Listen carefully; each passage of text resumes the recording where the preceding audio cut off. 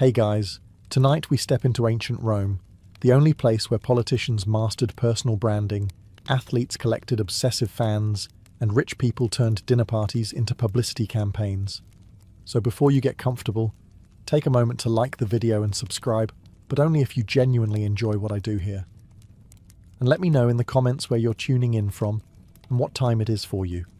It's always fascinating to see who's joining us from around the world. Now, dim the lights, maybe turn on a fan for that soft background hum, and let's ease into tonight's journey together. The first thing you should know about ancient Rome is that it invented influencers nearly 2,000 years before anyone started pointing a camera at themselves and saying, "Hey guys." There were no smartphones, no Wi-Fi, no sponsored protein powder. The closest thing to a viral dance challenge was surviving a gladiator fight with all your limbs still attached. Yet somehow, the Romans became experts at chasing attention anyway. Because here's the secret, people have never really changed. If you were dropped into Rome around the 1st century before Christ, after recovering from the smell, which would probably take a few business days, you'd discover a city absolutely obsessed with being seen. Everyone wanted recognition, everyone wanted admiration, everyone wanted people whispering their name after they walked away. Some things apparently are eternal.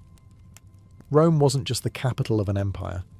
It was home to well over 1 million people packed into narrow streets, towering apartment blocks, noisy markets, temples, workshops, taverns, bathhouses, and enough traffic to make you question whether carts had also discovered rush hour. Every morning, thousands of Romans spilled into the city centre with a mission. Merchants wanted customers, lawyers wanted clients, politicians wanted votes, poets wanted rich sponsors, pickpockets wanted your wallet. You wanted to keep your wallet. Not everyone would achieve their goals. All roads, sooner or later, led to one place, the Roman Forum. Calling it a marketplace hardly does it justice. The Forum was Rome's stage. It was where reputations were built, destroyed, repaired, and occasionally buried. Imagine if Parliament, Wall Street, Times Square, your local shopping centre, and every social media platform were squeezed into one giant open square where everyone talked at the same time. Add wandering goats, pigeons with absolutely no respect for personal space, and a suspicious number of statues of very confident-looking men. Congratulations. You're getting close. As you wander through the Forum, you're surrounded by noise. Senators deliver speeches while trying to appear effortlessly brilliant. Lawyers argue dramatic court cases to crowds who are just as interested in the entertainment as the verdict.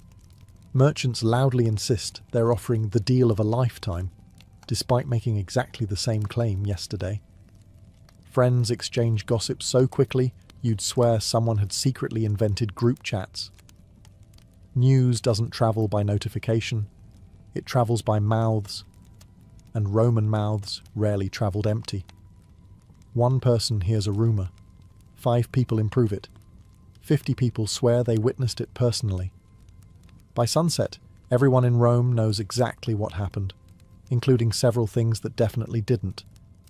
This constant stream of conversation made one thing incredibly valuable: attention. Romans didn't simply want to be successful.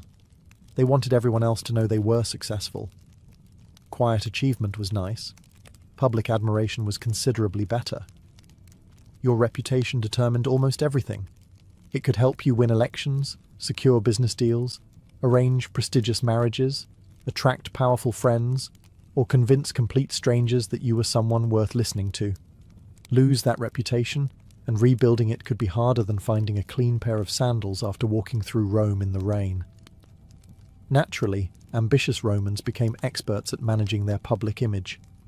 Politicians practiced speeches until every pause sounded spontaneous. Wealthy families built magnificent houses designed to leave visitors politely pretending they weren't jealous.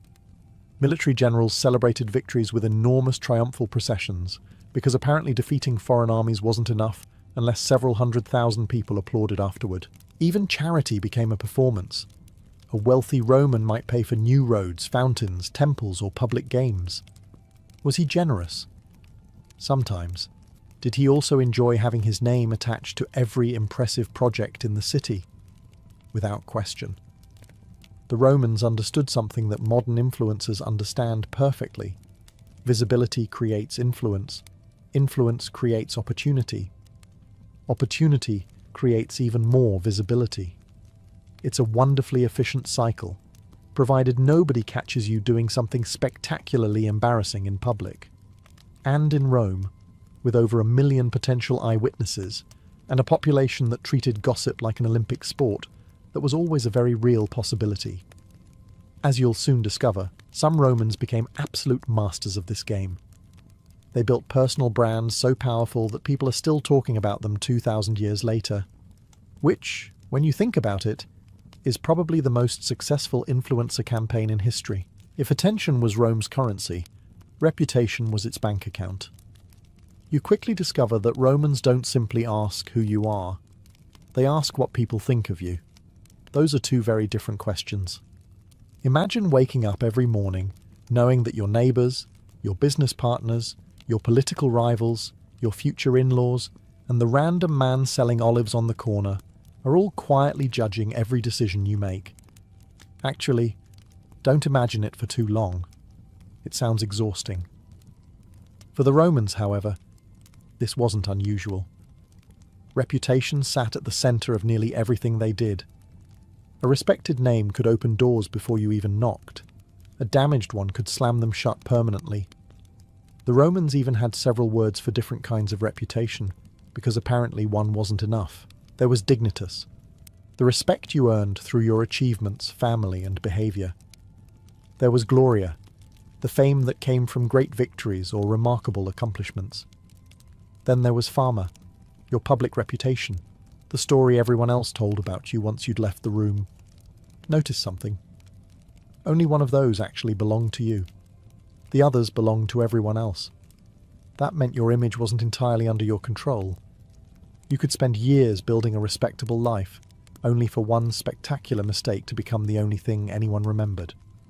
History, unfortunately, has always preferred entertaining stories. This obsession started young.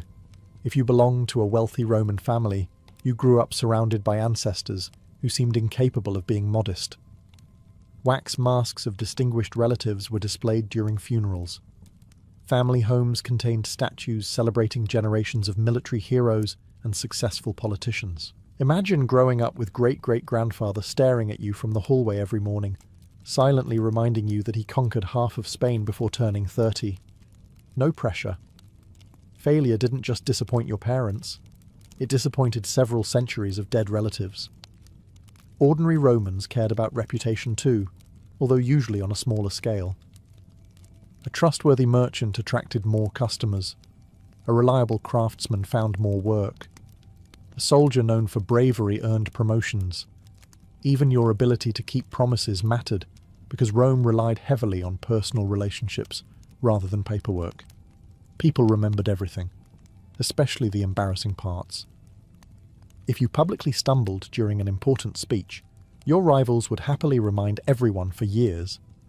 If you hosted an unforgettable dinner, guests would tell the story across the city.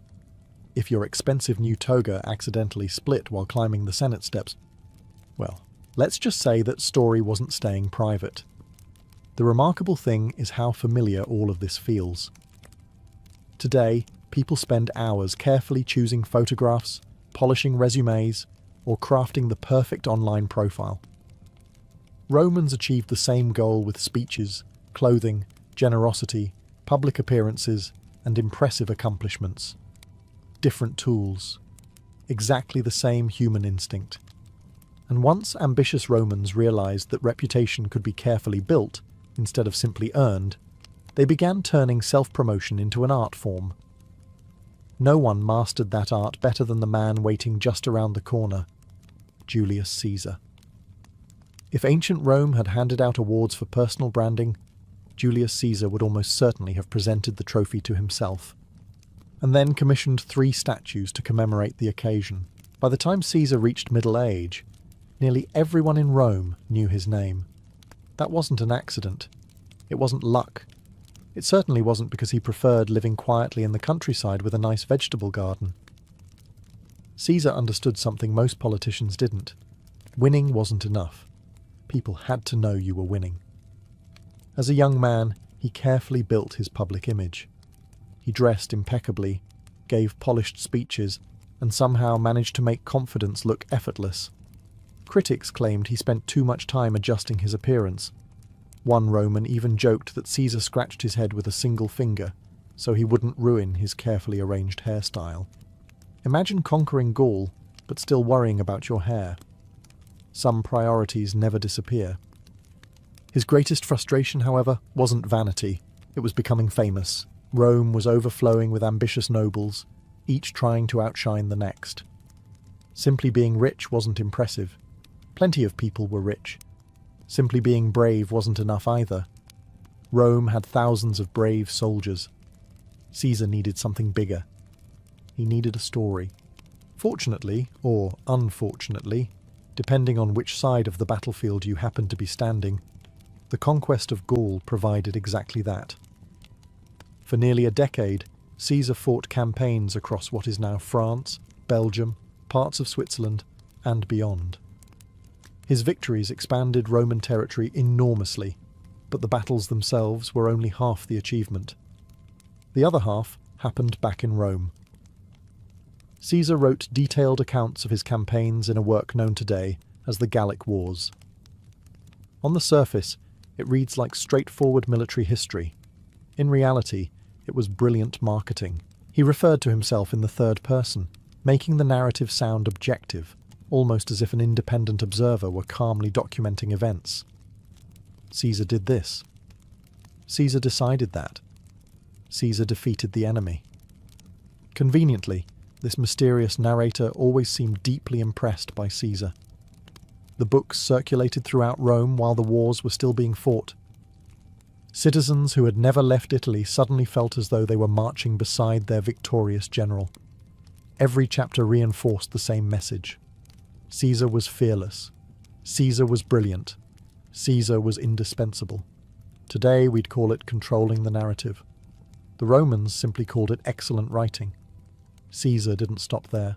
He minted coins bearing his own image while he was still alive, something almost unheard of for a Roman politician. His triumphal processions filled the streets with captured treasure, exotic animals, and defeated kings, creating spectacles that people remembered for decades.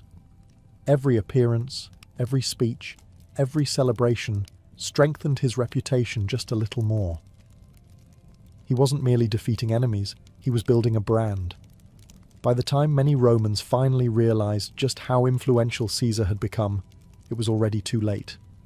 His name had grown larger than almost any office the Republic could offer, and once someone's reputation becomes bigger than the system itself, history has a habit of becoming complicated. Julius Caesar may have mastered self-promotion, but his adopted son, Augustus, perfected something even more powerful.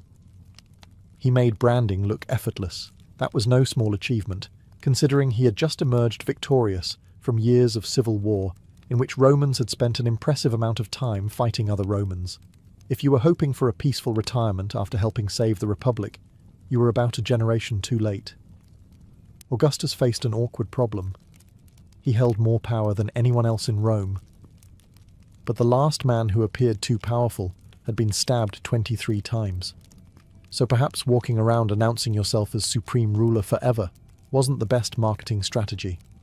Instead, Augustus did something brilliant. He convinced people he wasn't really in charge. Officially, he called himself princeps, meaning first citizen.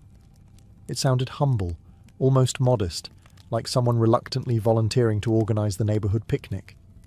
In reality, he controlled the army, the treasury, foreign policy, and most important political decisions. It was the ancient Roman equivalent of saying, "I'm not the boss," while everyone waits for your permission before doing anything. Augustus understood that image often mattered more than reality. He rarely dressed extravagantly. Ancient writers even claimed he wore simple clothing made by members of his own household. Whether entirely true or slightly polished for public consumption hardly mattered. People believed it, and belief was everything. He also transformed Rome itself into one enormous advertisement. Temples rose across the city. Grand public buildings appeared. Elegant forums replaced older structures. Magnificent monuments celebrated peace and prosperity. Everywhere you looked, Rome seemed to whisper the same message. Look what Augustus has given us. The famous saying often attributed to him captures the idea perfectly. I found Rome a city of brick and left it a city of marble. Perhaps a slight exaggeration. Politicians have occasionally been known to oversell their accomplishments. Even in ancient Rome, architecture became branding. A new temple wasn't simply a place to worship. It was a reminder of who paid for it. A restored road wasn't just convenient. It quietly advertised competent leadership every time someone travelled along it. Coins carried his portrait into every marketplace across the empire. Statues showed him as eternally youthful, calm, and impossibly composed. It's remarkable how marble emperors never seemed to suffer from bad hair days. Augustus also recruited some of Rome's greatest writers. Poets like Virgil and Horace celebrated Rome's glorious future and connected Augustus with legendary heroes from the distant past. The message was subtle, but unmistakable. Rome was destined for greatness, and Augustus just happened to be leading it. Modern governments hire communications teams. Augustus hired poets. Frankly, the poetry was probably more memorable. By the end of his reign, many Romans had lived their entire adult lives under his carefully crafted image of peace, stability, and prosperity. They didn't simply obey Augustus. They trusted the version of Augustus that had been patiently built around them for decades. And once branding extends beyond a single person and starts defining an entire nation, you've reached a level of influence that even today's most successful influencers can only dream about. If you think modern athletes have devoted fan bases, wait until you meet a Roman gladiator. Today, a famous football player might have millions of followers, endorsement deals, and children wearing jerseys with his name on the back. A successful gladiator had much the same thing, minus the jersey, plus the occasional lion. By the 1st century after Christ, gladiatorial games had become one of Rome's greatest obsessions. Tens of thousands of spectators packed enormous amphitheatres, cheering for their favourite fighters with an enthusiasm that would make modern sports crowds seem positively restrained. These weren't anonymous men swinging swords. The best gladiators became genuine celebrities. People knew their names. People debated their fighting styles. People argued over who would win the next match. And just like today, everyone was convinced they would have done much better if they had been in charge. The funny part is that most gladiators weren't expected to fight to the death every time. Training a skilled fighter required years of expensive preparation. Losing one in every match would have been like buying a luxury racehorse and immediately entering it into a demolition derby. Economically speaking, it made absolutely no sense. The owners of gladiator schools invested enormous sums into feeding, training, housing, and protecting their fighters. They became valuable assets, not disposable ones. Success brought extraordinary rewards. Victorious gladiators received prize money, expensive gifts, roaring applause, and something perhaps even more addictive: recognition. Crowds erupted when their favourite fighter entered the arena.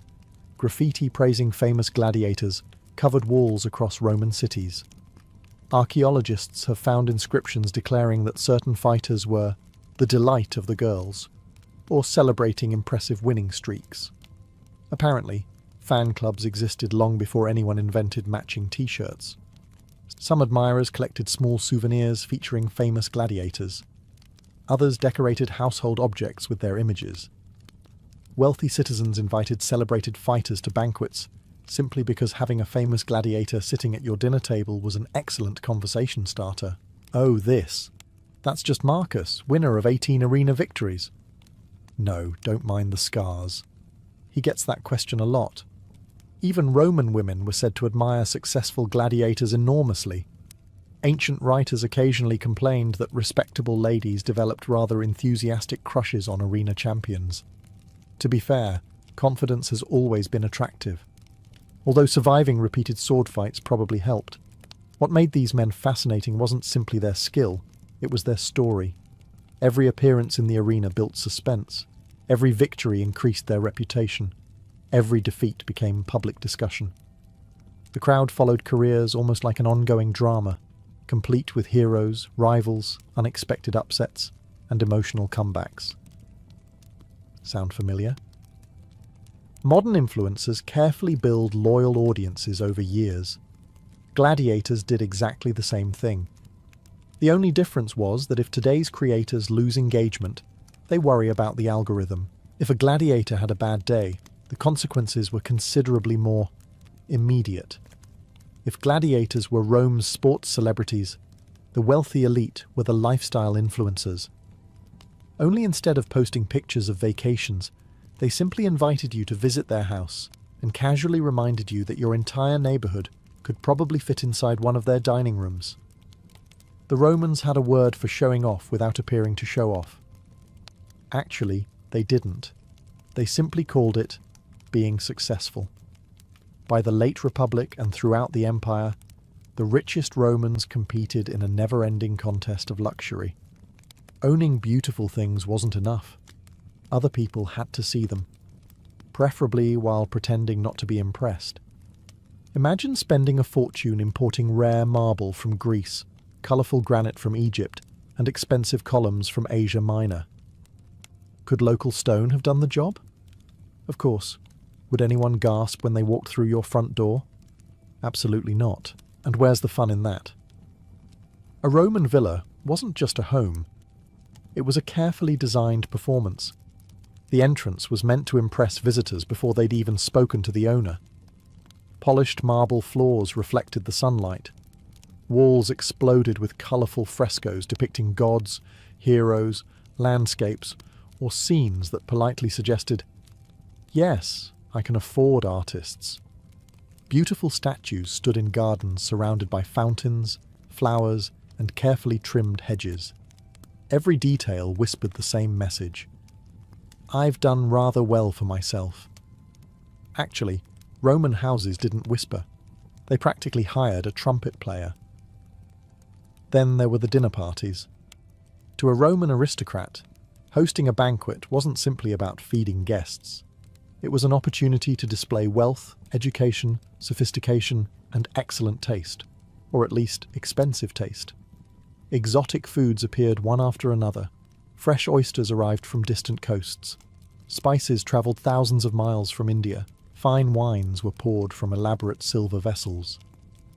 If a guest asked, "Where did you get this?" the host had already won. Even the servants became part of the performance. Wealthy households employed dozens, sometimes hundreds of enslaved workers who prepared food, poured drinks, entertained guests, cleaned the house, and ensured everything appeared effortless. Effortlessness, incidentally, often requires an astonishing amount of effort. Clothing told its own story. A brilliantly white toga signalled status and respectability. Rich purple dye was so expensive that it became closely associated with emperors and the highest ranks of society. Fine jewellery, imported perfumes, elegant hairstyles, and carefully tailored tunics completed the picture. You weren't just getting dressed. You were making an announcement. Some Romans even kept exotic animals to amaze visitors. Peacocks wandered gardens. Rare birds filled luxurious aviaries.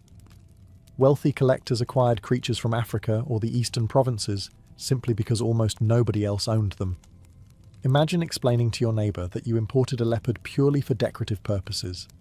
Your homeowner's insurance would have questions. The remarkable thing is that all this luxury served the same purpose as today's carefully curated lifestyles online. People admired it. People talked about it. People wanted to imitate it. Because in ancient Rome, just as today, nothing spreads quite as quickly as the desire to look successful, even if it means spending a little more than you probably should.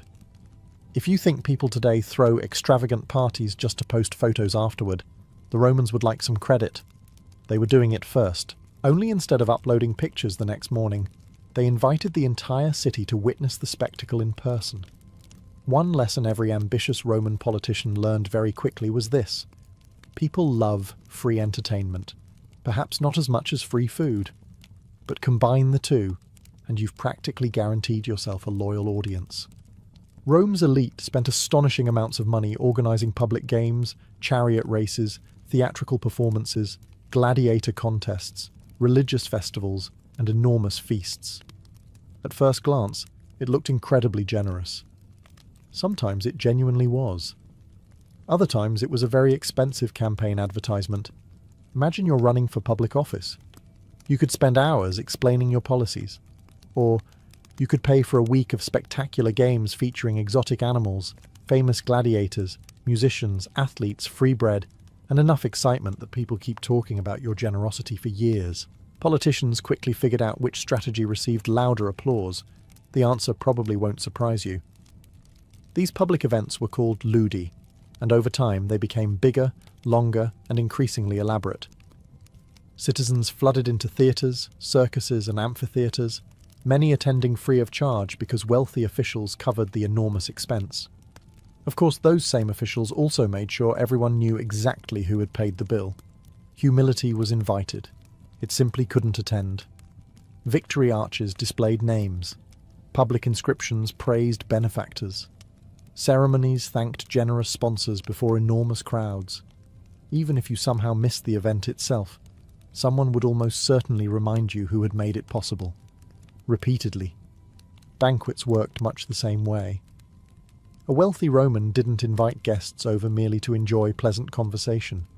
He invited people to witness success. Course after course appeared on beautifully arranged tables, musicians performed between meals, dancers entertained the guests. Rare wines flowed generously enough that by the end of the evening, nearly everyone believed they could probably govern the empire better than the Senate. They couldn't.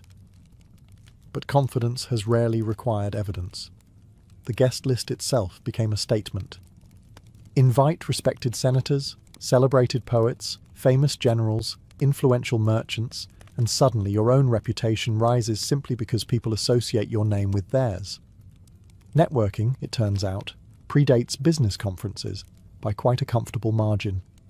The smartest hosts also understood something psychologists still discuss today. People remember how you made them feel. A guest who enjoyed an unforgettable evening would likely leave speaking highly of the host. Those stories spread through neighborhoods, marketplaces, bathhouses, and eventually the forum itself. One successful banquet could generate weeks of favorable conversation. That's remarkably efficient advertising. By the end of the Republic, ambitious politicians were practically competing to outdo one another with grander celebrations, larger spectacles, and increasingly generous gifts. Sound familiar? Today, influencers host product launches, luxury events, exclusive parties, and carefully staged experiences designed to keep people talking long after they're over. The Romans simply skipped the photo booth. When your guests included 50,000 cheering spectators, word of mouth did the rest. If Rome had a homepage, it was the Forum. Not the Colosseum, not the Senate, not the Emperor's Palace. The Forum was where everyone went to see what everyone else was doing. You arrive just after sunrise and the place is already alive. Shopkeepers are opening their stalls. Lawyers are warming up their voices. Senators are trying to look important before they've even had breakfast. Messengers weave through the crowds carrying official news, while unofficial news spreads much, much faster. Official announcements move at the speed of a man walking. Gossip moves at the speed of panic. Within minutes, you're surrounded by conversations. Did you hear about the governor? I heard Caesar bought another estate. My cousin's friend's barber says the Senate argued for 6 hours yesterday. Whether any of these stories are true is almost beside the point. People are listening. The Forum wasn't simply where Romans exchanged goods. They exchanged information, and information was power. If you think fashion influencers invented the phrase, "What's everyone wearing this season?" the Romans would politely invite you to examine 2,000 years of evidence. Then they'd probably judge your sandals. Appearance mattered enormously in ancient Rome. Long before luxury brands, designer labels, or seasonal collections, clothing announced who you were before you ever opened your mouth. Sometimes it announced who you desperately wanted people to think you were. That worked then about as well as it does now. The simplest example was the toga. Contrary to what films often suggest, Romans didn't wear togas all day while casually strolling around looking philosophical. A toga was heavy, expensive, awkward to put on, and surprisingly inconvenient if you had any intention of doing actual work. Imagine wrapping yourself in several meters of fabric before trying to climb stairs. Suddenly, modern neckties don't seem so unreasonable. The toga was formal wear. It was designed to be seen. A bright, brilliantly white toga suggested dignity and respectability. Senators wore distinctive purple stripes woven into theirs. Generals celebrating triumphs received magnificent embroidered versions. Emperors eventually reserved rich purple garments almost exclusively for themselves because nothing says "I'm in charge," quite like making your favourite colour illegal for everyone else. Purple wasn't chosen randomly. The famous Tyrian purple dye came from tiny sea snails collected along the eastern Mediterranean. Producing enough dye for a single luxurious garment required thousands upon thousands of shells. Expensive hardly begins to describe it. Wearing purple wasn't simply fashion, it was a financial announcement. Hairstyles changed almost as often. Roman women spent hours arranging elaborate curls, braids, and intricate designs that required remarkable skill from professional hairdressers. Noble women eagerly copied the latest imperial fashions. If an empress appeared with a new hairstyle, versions of it soon appeared throughout the city. Apparently, trends spread long before magazines explained them. Men cared too, although many preferred pretending they didn't. A neatly trimmed beard or a perfectly clean shave could signal education, military discipline, or philosophical wisdom depending on the era. Julius Caesar famously worried about thinning hair and often wore a laurel wreath, conveniently disguising the problem while also reminding everyone he'd won enough victories to deserve wearing one. That's either brilliant image management or history's most successful strategic haircut. Probably both. Jewellery, perfumes, cosmetics, embroidered shoes, rings, bracelets, and finely woven fabrics all helped complete the picture. Wealthy Romans imported silk from distant China, despite many conservative writers complaining that it was too extravagant and dangerously fashionable. History also teaches us another eternal truth. Every generation believes the next generation dresses terribly. Roman authors constantly criticized luxurious clothing, elaborate makeup, flashy hairstyles, and young people spending far too much money trying to impress strangers. Some complaints are apparently immortal. By carefully choosing what they wore, how they looked, and what they displayed, fashionable Romans influenced trends across an empire stretching thousands of miles. The mirror may have been made of polished bronze instead of glass, but the desire to look effortlessly impressive reflected exactly the same human instinct. Not every Roman influencer needed a sword, or a fortune, or an enormous villa with 12 fountains and a peacock wandering around for absolutely no practical reason. Some became famous simply because people wanted to hear what they had to say. Rome loved ideas. Well, Rome loved entertaining ideas. If your philosophy was clever, useful, and delivered with enough confidence, audiences gathered quickly. If it was boring, people suddenly remembered they had somewhere else to be, usually the baths. Public speaking was one of the greatest forms of entertainment in Roman society. A gifted speaker could attract crowds almost anywhere. Citizens paused their shopping, interrupted conversations, and gathered around simply to listen. Imagine stopping halfway through buying vegetables because someone nearby started explaining the meaning of life. Actually, don't imagine it in a supermarket today. Security would become involved. The greatest orators became celebrities. Perhaps none was more famous than Cicero. His speeches were copied, discussed, admired, criticised, and studied throughout the Republic. People quoted his words long after he had finished speaking. Young politicians copied his style. Rivals tried to answer his arguments. Admirers travelled just to hear him speak. If Cicero had lived today, he probably would have hosted a 3-hour podcast, and somehow still managed to interrupt everyone else. Philosophers attracted devoted followers too. Stoics taught discipline, self-control, and emotional resilience. Epicureans argued that happiness came through simple pleasures and freedom from unnecessary anxiety. Considering modern life, the Epicureans might have suggested spending less time checking your phone every 4 minutes. Reasonable advice. Few of us would listen. Students often followed respected teachers from city to city, eager to hear new lectures and debates. Learning wasn't confined to classrooms. Discussions unfolded in gardens, temples, private homes, and public squares where curious listeners joined in. Good ideas spread remarkably fast, especially controversial ones. Poets enjoyed enormous influence as well.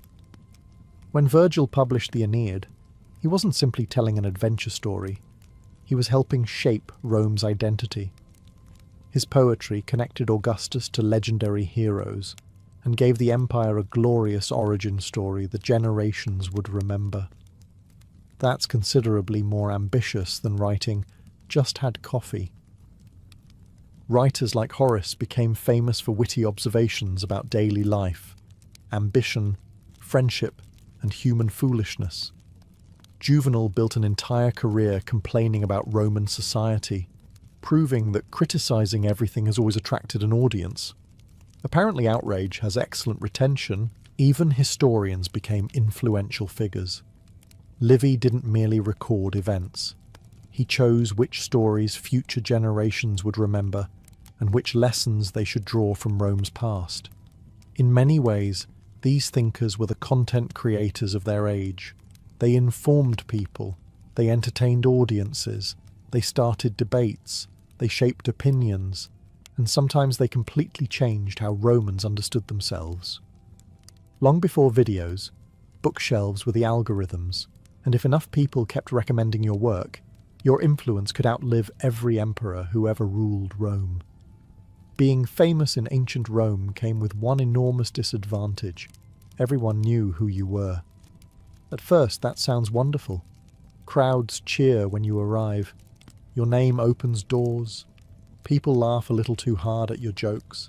Strangers suddenly become lifelong friends, especially if you're paying for dinner.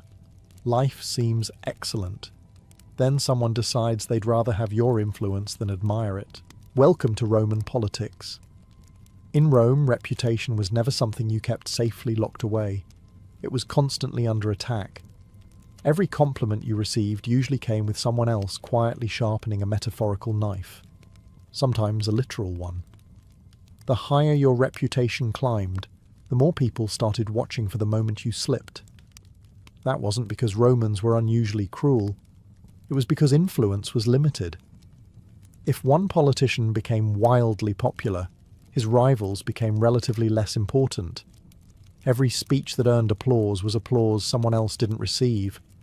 Every military victory created another national hero. Every successful public appearance made competitors look just a little more ordinary, and nobody enters politics hoping to become ordinary. The Senate, despite its impressive marble surroundings and dignified appearance, often resembled an extremely polite rivalry wrapped inside expensive togas. Officially, senators debated laws. Unofficially, they debated each other, constantly. One senator would deliver a brilliant speech, another would immediately explain why it wasn't actually brilliant at all. A third would remind everyone about that embarrassing incident from 15 years earlier. Roman memories were astonishingly selective. They forgot taxes. They never forgot humiliation. Public criticism became an accepted weapon. Politicians mocked one another during speeches. Satirical poems spread through the city. Anonymous insults appeared as graffiti on walls. Rivals whispered rumours into the right ears, knowing that one well-placed story could do more damage than a dozen public arguments. Character assassination existed long before the phrase did, and it was considerably cheaper than building an army. Even successful military commanders faced enormous risks.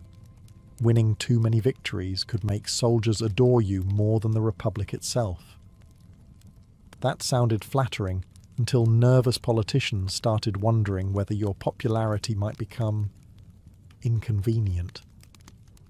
Julius Caesar learned that lesson rather dramatically. His military genius, generosity, and carefully cultivated image made him the most famous man in Rome. Citizens admired him. Soldiers adored him. Crowds gathered wherever he appeared.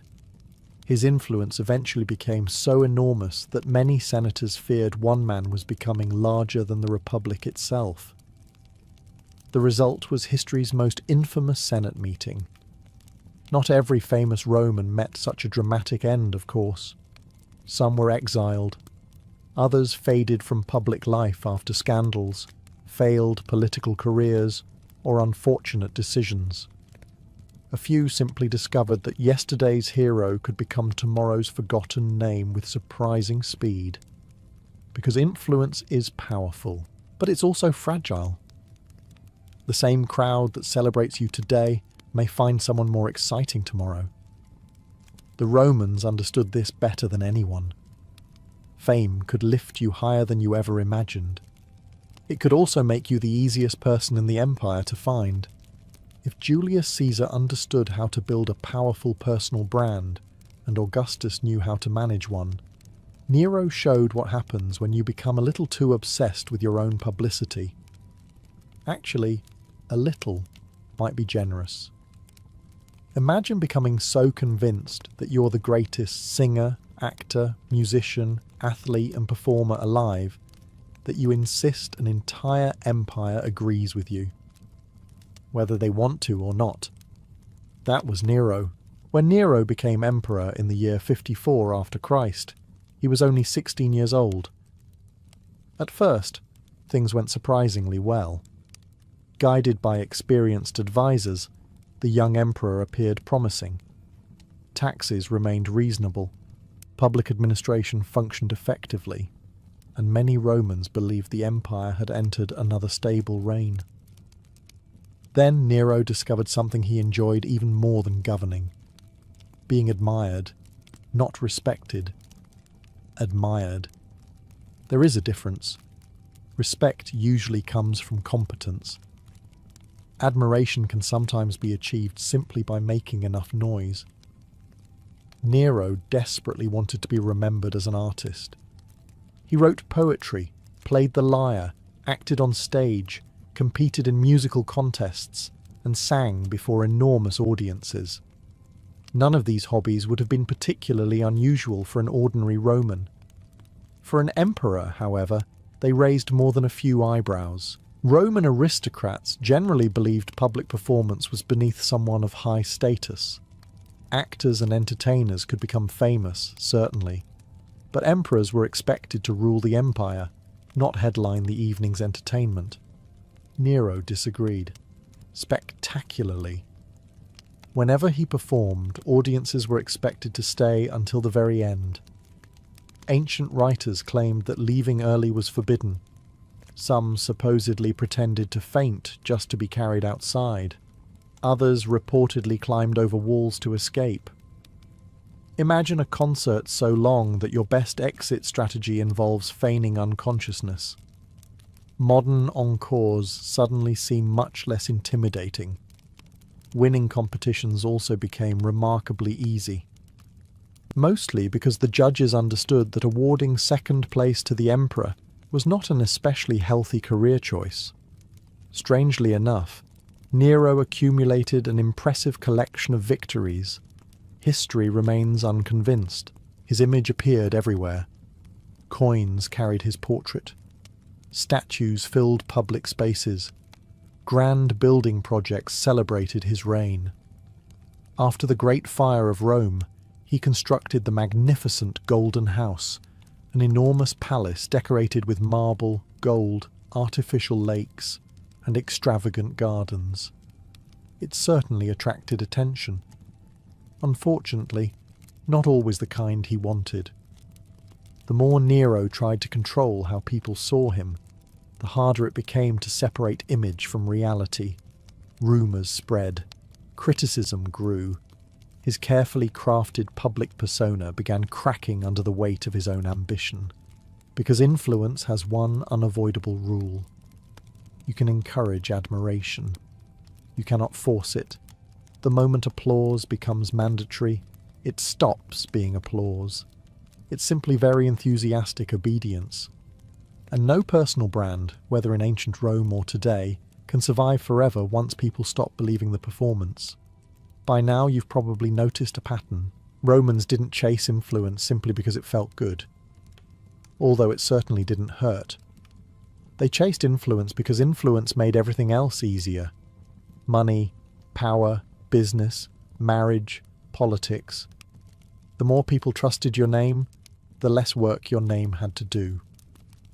Think about it this way. Imagine two merchants arrive in Rome selling identical olive oil. The first is completely unknown.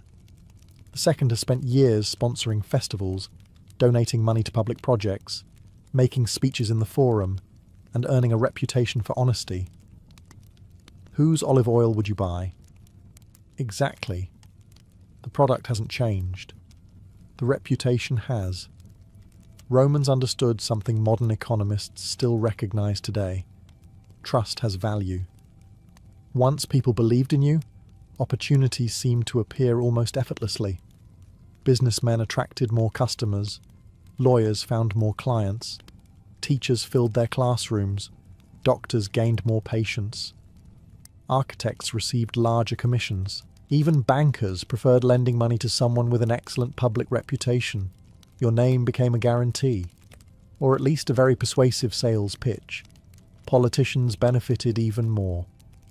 A candidate with a respected family, military achievements, generous public donations, and an impressive speaking voice entered elections with an enormous advantage.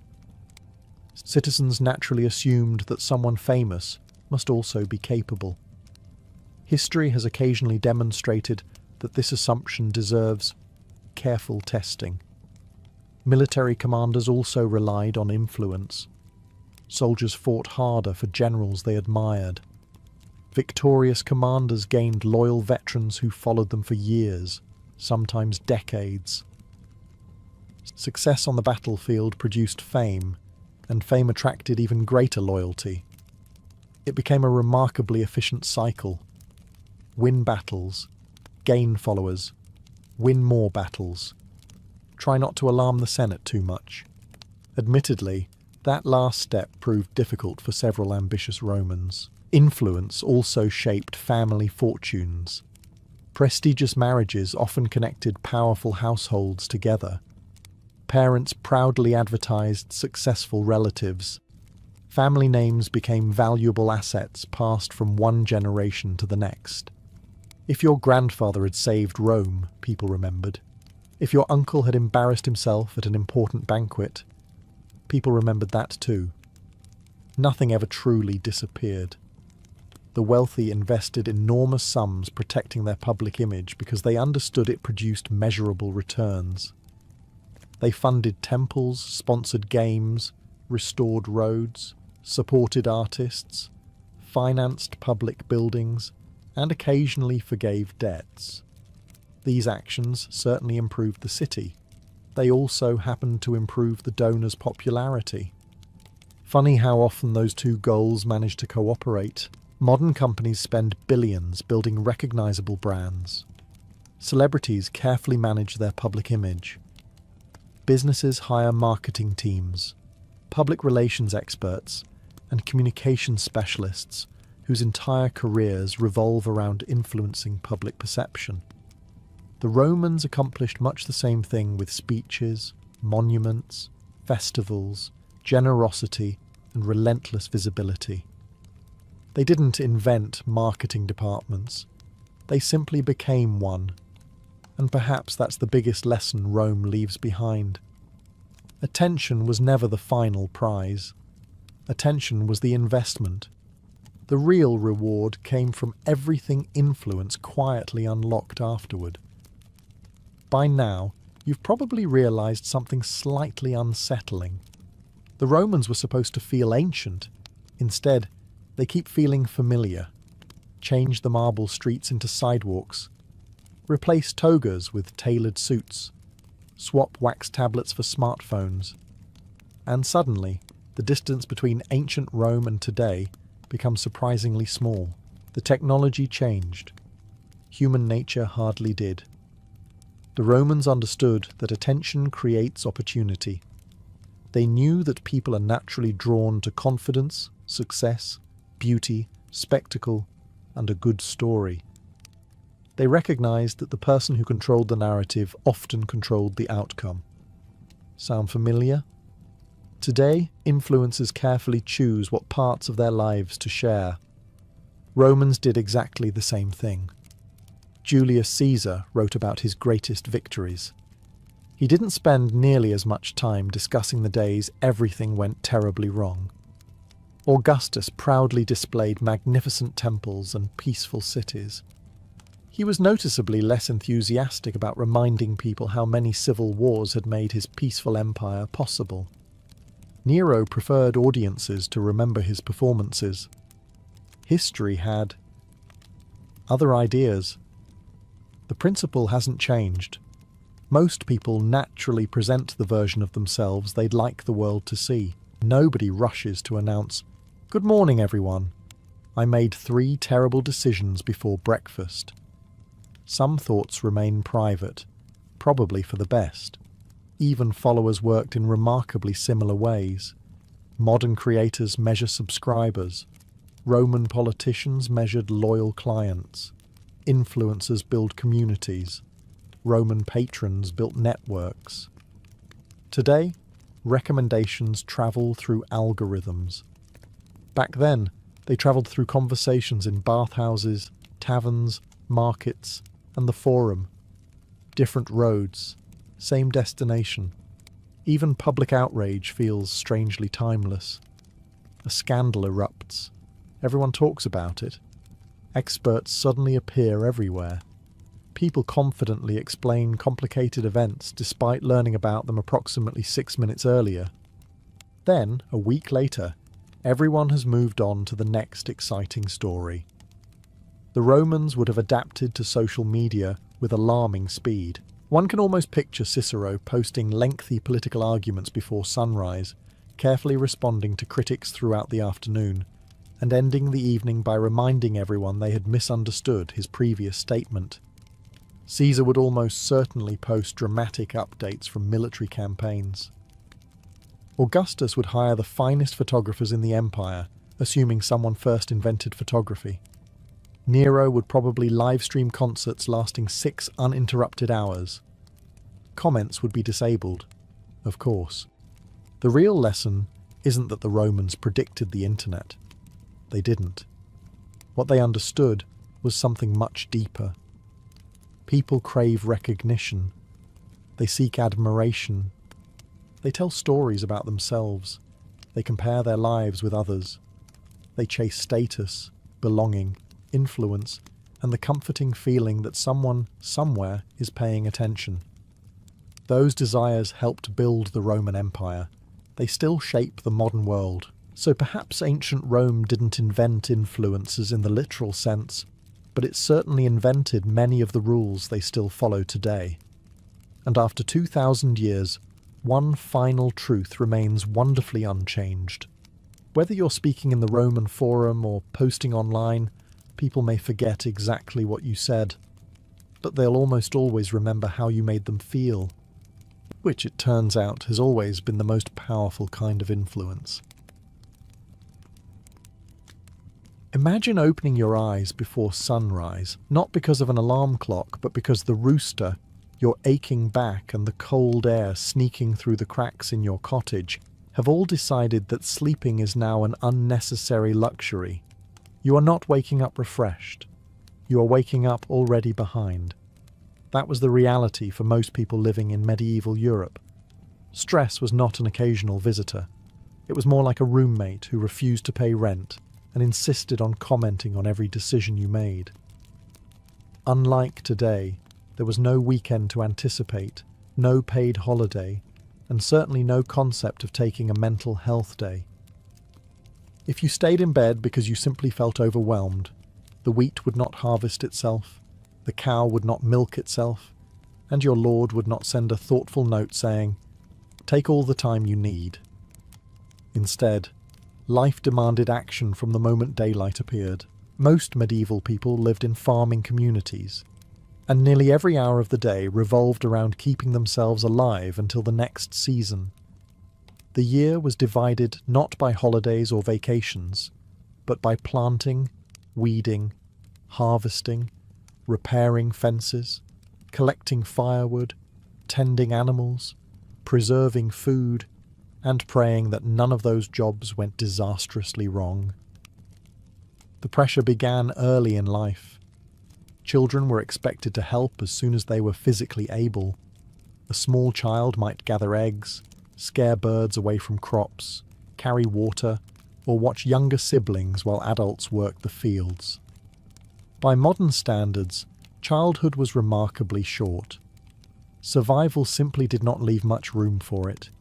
Even before breakfast, your mind would already be full of questions. Did it rain too much overnight? Did wolves attack the sheep? Is the ox still healthy enough to pull the plough? Has your grain begun to rot?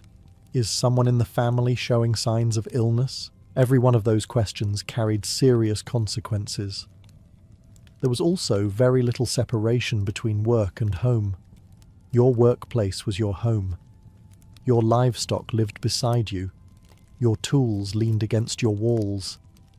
Every unfinished chore remained in sight, quietly reminding you that tomorrow's workload was already growing.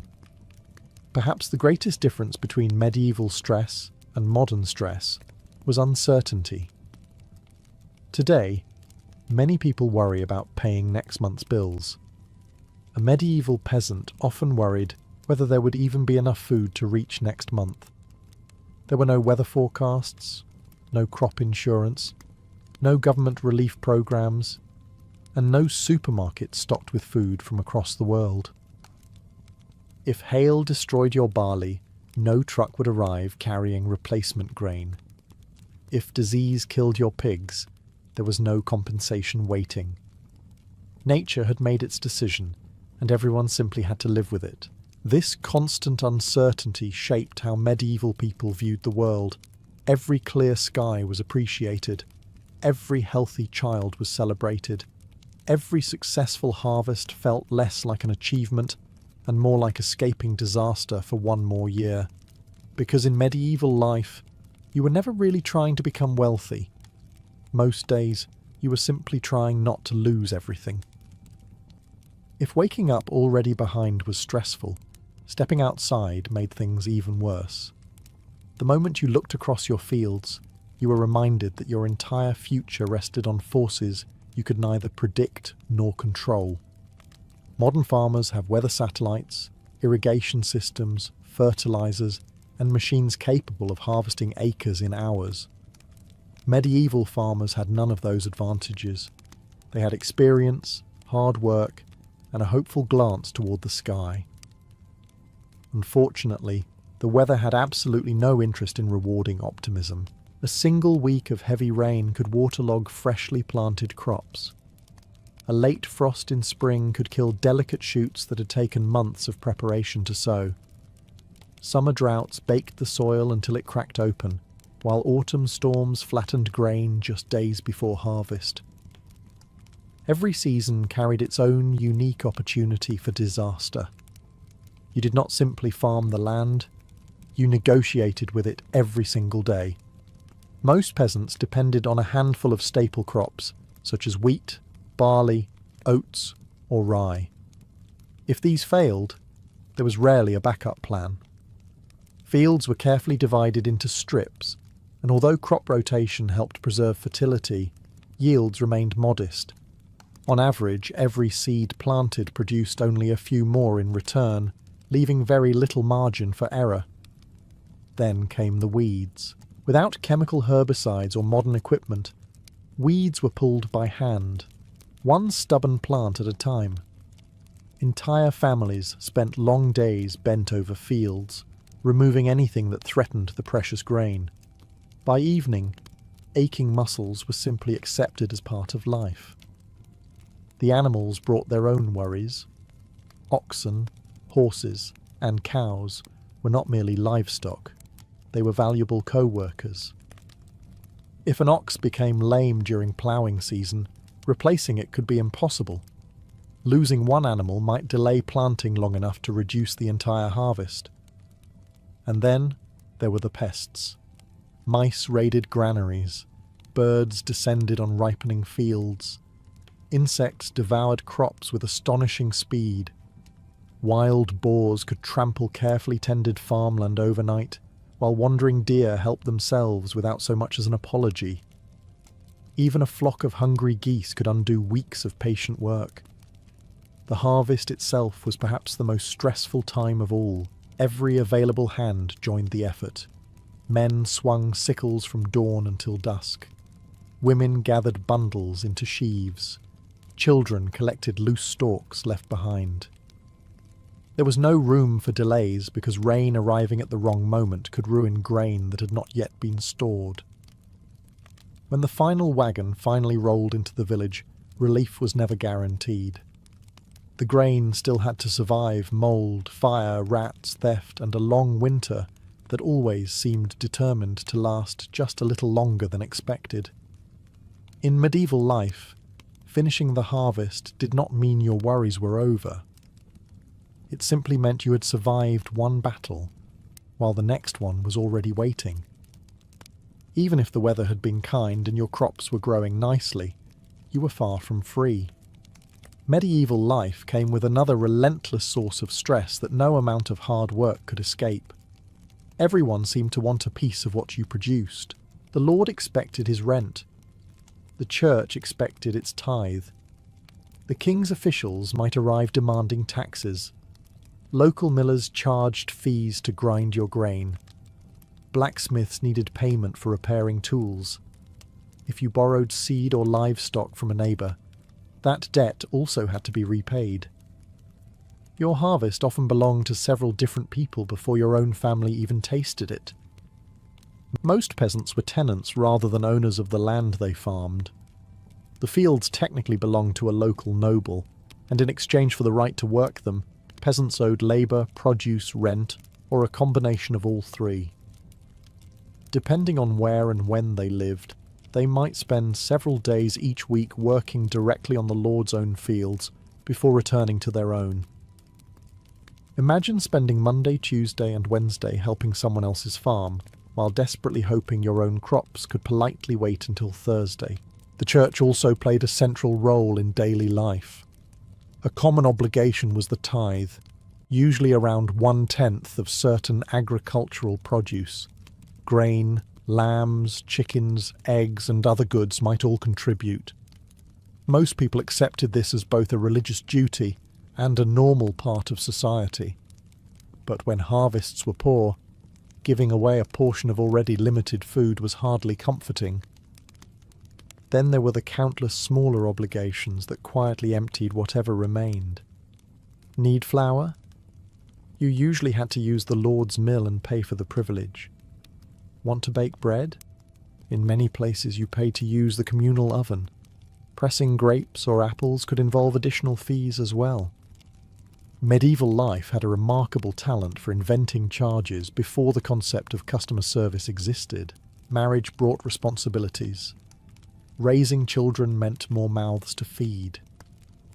Elderly relatives often depended on younger family members because there was no pension waiting after decades of labour. Every generation relied heavily upon the next. Occasionally, royal demands made matters even worse. Wars had to be financed, castles repaired, roads maintained, and extraordinary taxes could appear with little warning. News that the king required additional revenue rarely caused celebration in the village. Social expectations added another layer of pressure. Neighbours watched each other closely. Missing church without good reason attracted attention. Ignoring communal duties could damage your reputation. During harvest, refusing to help one another was remembered long after the grain had been stored. Your place in the community mattered, because one day you might desperately need that community in return. So while medieval people certainly feared famine and bad weather, they also carried another burden that never seemed to grow lighter. No matter how hard you worked, someone was always waiting for their share. As exhausting as work could be, medieval people understood that the greatest threat to their lives often arrived without warning. You could survive a difficult harvest, pay your dues, and finally have enough food stored for winter, only for one fever to undo months of relentless effort. Disease did not ask whether you had planned for it. A simple cut from a sickle while harvesting grain might become infected. A cough that seemed harmless on Monday could leave someone bedridden by Friday. An ordinary toothache could spread into a life-threatening infection because there were no antibiotics, no painkillers beyond herbal remedies, and certainly no quick trip to the local pharmacy. Your body was constantly one accident away from disaster. Even minor illnesses carried enormous consequences because every member of the household had a job to do. If the father became too sick to plough, the fields waited for no one. If the mother could no longer bake bread, milk the animals, or prepare meals, the entire rhythm of the household began to collapse. Older children worked even harder, while younger ones often took on responsibilities far beyond their years. Nobody could simply call in sick. Medical knowledge existed, and medieval physicians were often more educated than popular myths suggest, but access was limited. Most ordinary villagers relied first on local healers, wise women, monks, or family traditions. Herbal remedies made from willow bark, sage, garlic, honey, or yarrow could sometimes ease symptoms, and surprisingly, a few of these treatments had genuine medicinal value. Others, however, were based more on hope than evidence. Religion also shaped how people understood illness. Many believed sickness could be connected to God's will, personal sin, or the mysterious balance of the body's four humours: blood, phlegm, yellow bile, and black bile. Treatments often aimed to restore this balance through diet, herbs, bloodletting, or purging. While some patients recovered naturally, others endured treatments that probably made an already miserable day even less enjoyable. Hospitals did exist, but they looked very different from modern ones. Most were attached to monasteries or religious foundations and focused as much on providing shelter and spiritual comfort as on curing disease. Serious surgery was rare, dangerous, and usually considered a last resort. If you saw someone preparing knives, you hoped they were about to carve dinner. Then came the epidemics. Long before the Black Death devastated Europe in the 14th century, villages regularly faced outbreaks of dysentery, smallpox, influenza, measles, and other infectious diseases. Poor sanitation, contaminated water, and close living quarters allowed illness to spread quickly from one household to another. The hardest part was the uncertainty. One week your village could be busy preparing for harvest. The next, church bells might ring not for celebration, but for another funeral. Families who had worried about the weather only days earlier suddenly found themselves praying for something far more precious than a successful crop. In medieval life, good health was never something people assumed they would have tomorrow. It was simply another blessing they hoped would last one more day. Even on the warmest day of summer, winter was already waiting.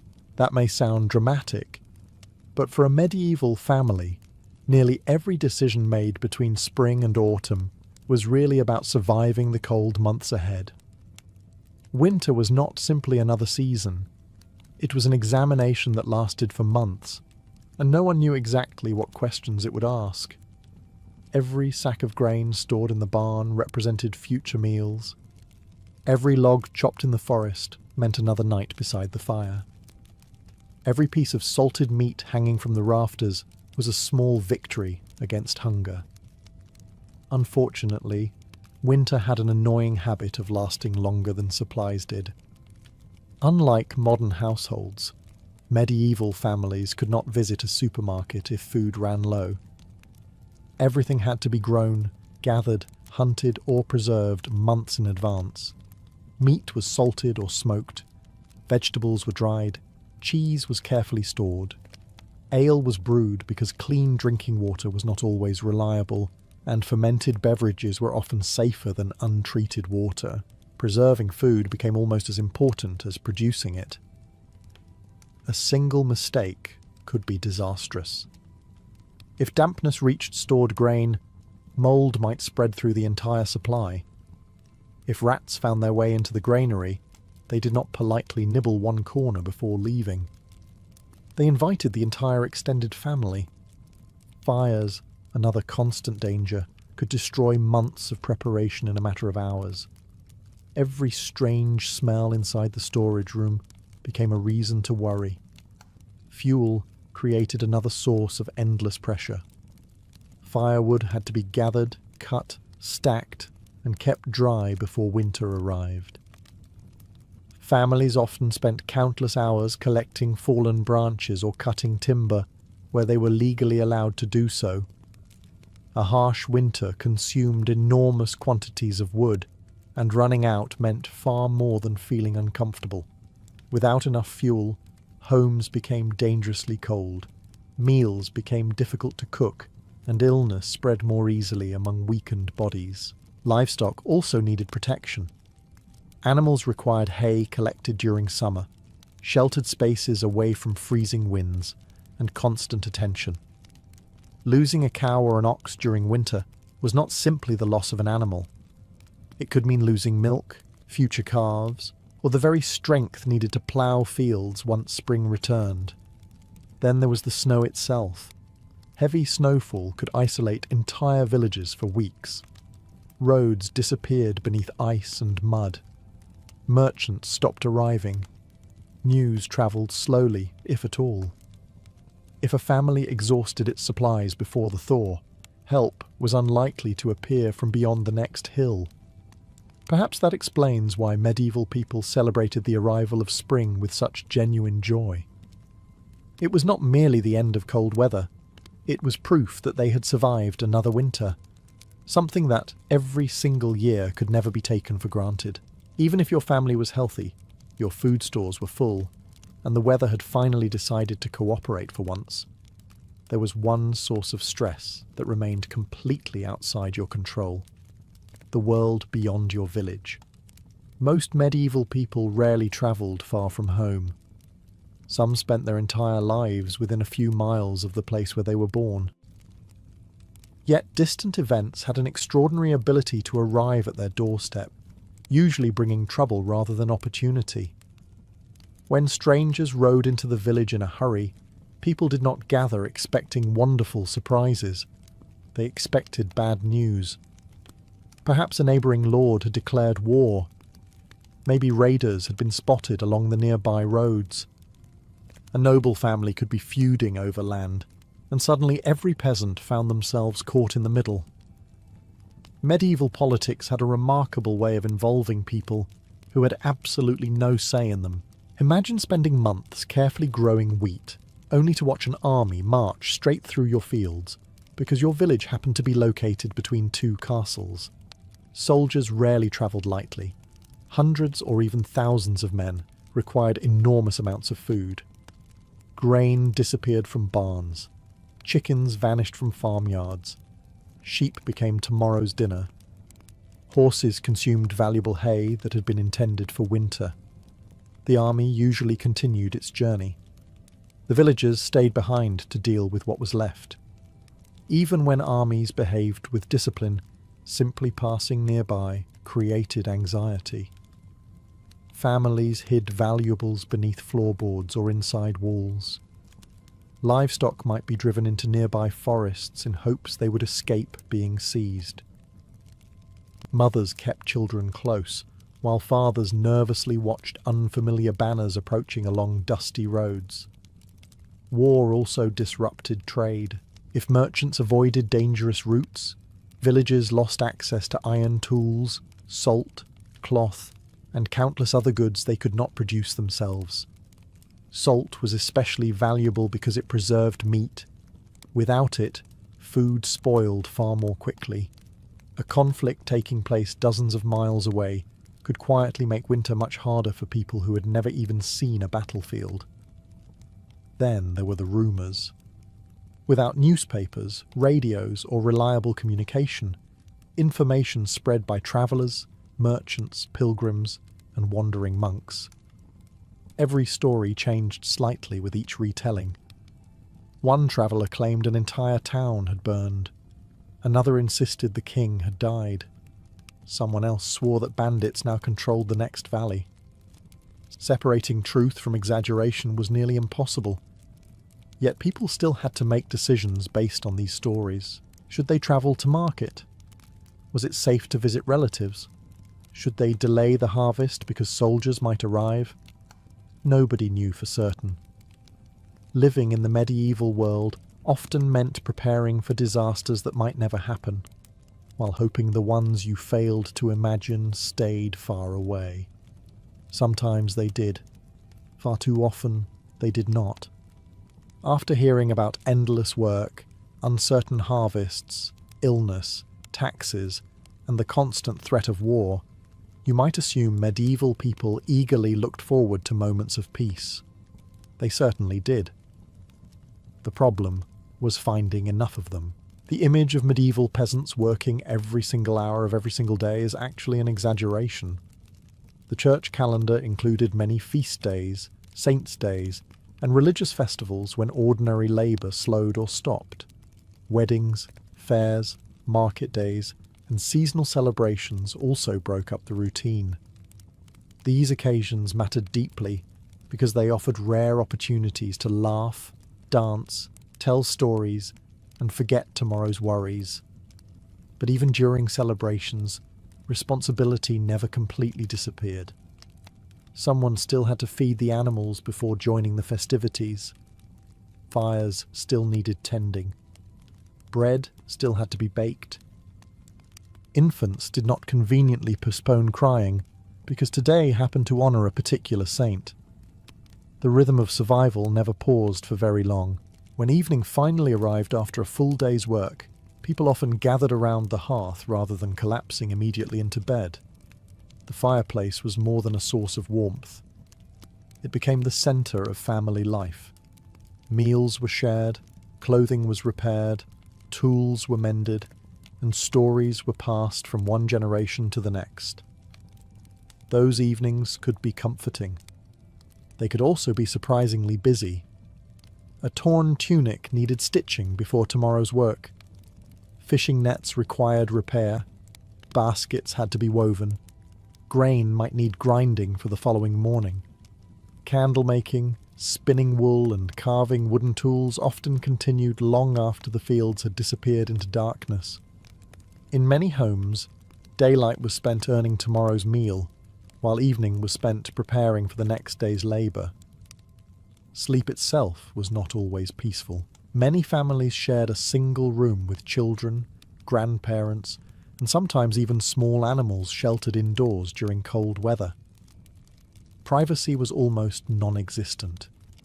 A crying baby, a barking dog, a restless cow in the adjoining space, or a sudden storm rattling the roof could interrupt what little sleep people managed to get. Winter nights were long and cold. Summer mornings arrived early.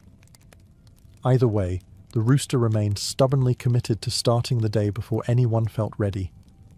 Even emotionally, true relaxation was difficult. Parents worried about children. Children worried about aging parents.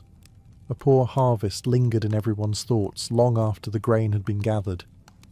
If one problem disappeared, another usually arrived before anyone had time to enjoy the victory.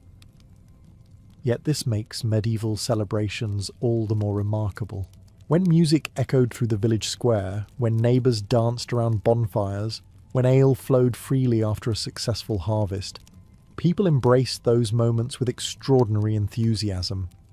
Not because life was easy, but because they understood better than anyone that joy was precious precisely because it never lasted forever. After everything medieval people faced, you might wonder why they bothered planning for the future at all. The answer is surprisingly simple. Because giving up was never really an option. Most families lived from one season to the next, always aware that a single disaster could erase years of hard work. Yet every spring they planted again. Every autumn they harvested again. Every winter they repaired their homes, sharpened their tools, and quietly prepared to begin the entire cycle once more. Resilience was not something medieval people talked about. It was simply how they survived. Faith played a tremendous role in helping people cope with uncertainty. The church stood at the centre of village life, not only as a religious institution, but also as a place where communities gathered, celebrated births, mourned deaths, and sought comfort during difficult times. Whether facing famine, disease, or personal tragedy, many people believed their suffering had meaning within a larger divine plan. That belief did not remove hardship, but it often made hardship easier to endure.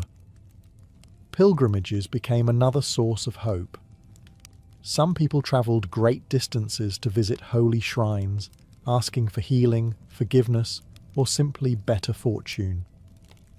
These journeys were rarely comfortable. Roads were rough, inns were unreliable, and bandits remained a genuine concern. Yet thousands still made the trip because hope itself was worth the effort. Communities also depended heavily upon one another. When a family's house burned down, neighbours often helped rebuild it. During harvest, entire villages worked together to bring in crops before storms arrived. If someone became too ill to work, relatives and friends might temporarily take over essential tasks. Medieval society could certainly be harsh, but it was also deeply interconnected. Isolation was dangerous, while cooperation often meant survival. There were moments of genuine happiness as well. A child taking their first steps, a successful harvest after months of anxiety, a wedding that brought two families together, the birth of healthy livestock in spring, the ringing of church bells on a festival morning. These moments carried enormous emotional weight because everyone understood how fragile good fortune could be. Perhaps that is why medieval humour could be surprisingly lively.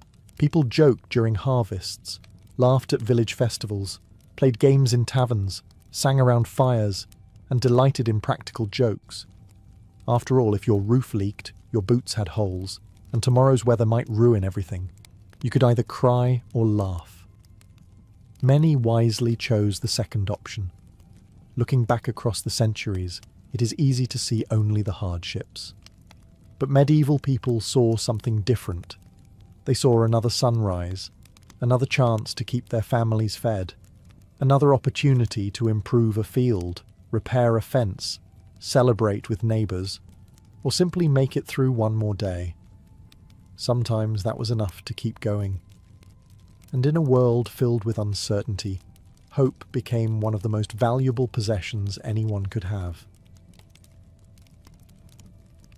If you were invited to an ancient Greek dinner and expected mountains of roasted meat, overflowing goblets of exotic sauces, and enough desserts to impress a modern buffet, you would probably leave wondering if the main course had accidentally been forgotten. Instead, someone would hand you a loaf of fresh bread, a bowl of olives, a small dish of fragrant olive oil, perhaps a little cheese, and smile as though they had just presented the finest meal imaginable. In many ways, they had. The foundation of ancient Greek cooking was never about complexity. It was about making ordinary ingredients taste extraordinary. More than 2,000 years later, that philosophy still shapes kitchens across the Mediterranean. Everything began with bread. Bread was eaten every day by nearly everyone, from wealthy Athenians discussing philosophy beneath painted colonnades to farmers returning from long hours in the fields. Wheat bread was prized when available, but barley bread was even more common because barley grew well in Greece's rocky, dry landscape. Every household depended on it. Without bread, a meal felt incomplete. Then came olive oil. To call olive oil a simple cooking ingredient would be like calling the Parthenon a nice little building. Olive oil was everywhere. It flavoured food, preserved ingredients, fueled lamps, softened skin, and even played a role in religious ceremonies and athletic competitions. Olive trees could produce fruit for generations, making them one of a family's most valuable possessions. The Greeks treated good olive oil with enormous respect. Fortunately for us, they also happened to be completely right. Next came olives themselves. Green or black, cured in brine or packed with herbs, olives appeared on tables throughout the Greek world. They required very little preparation, yet offered healthy fats, rich flavour, and excellent keeping qualities.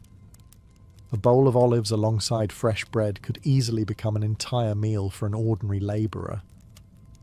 Herbs completed the picture. Oregano, thyme, mint, dill, coriander, fennel, and parsley grew naturally across much of Greece. Instead of covering food with heavy sauces, Greek cooks relied on fresh herbs to bring brightness and aroma. Their goal was not to hide the flavour of the ingredients, but to celebrate them. Perhaps the biggest surprise is just how familiar this meal still feels. Walk into a Greek taverna today, and before you've even opened the menu, you're likely to receive crusty bread, olive oil, olives, and perhaps a little cheese to share. The faces around the table have changed, the language has evolved, and electric lights have replaced oil lamps. But the meal itself remains astonishingly recognisable. It is one of history's quietest culinary miracles. Empires have risen and fallen. Philosophers have come and gone. Entire civilizations have disappeared.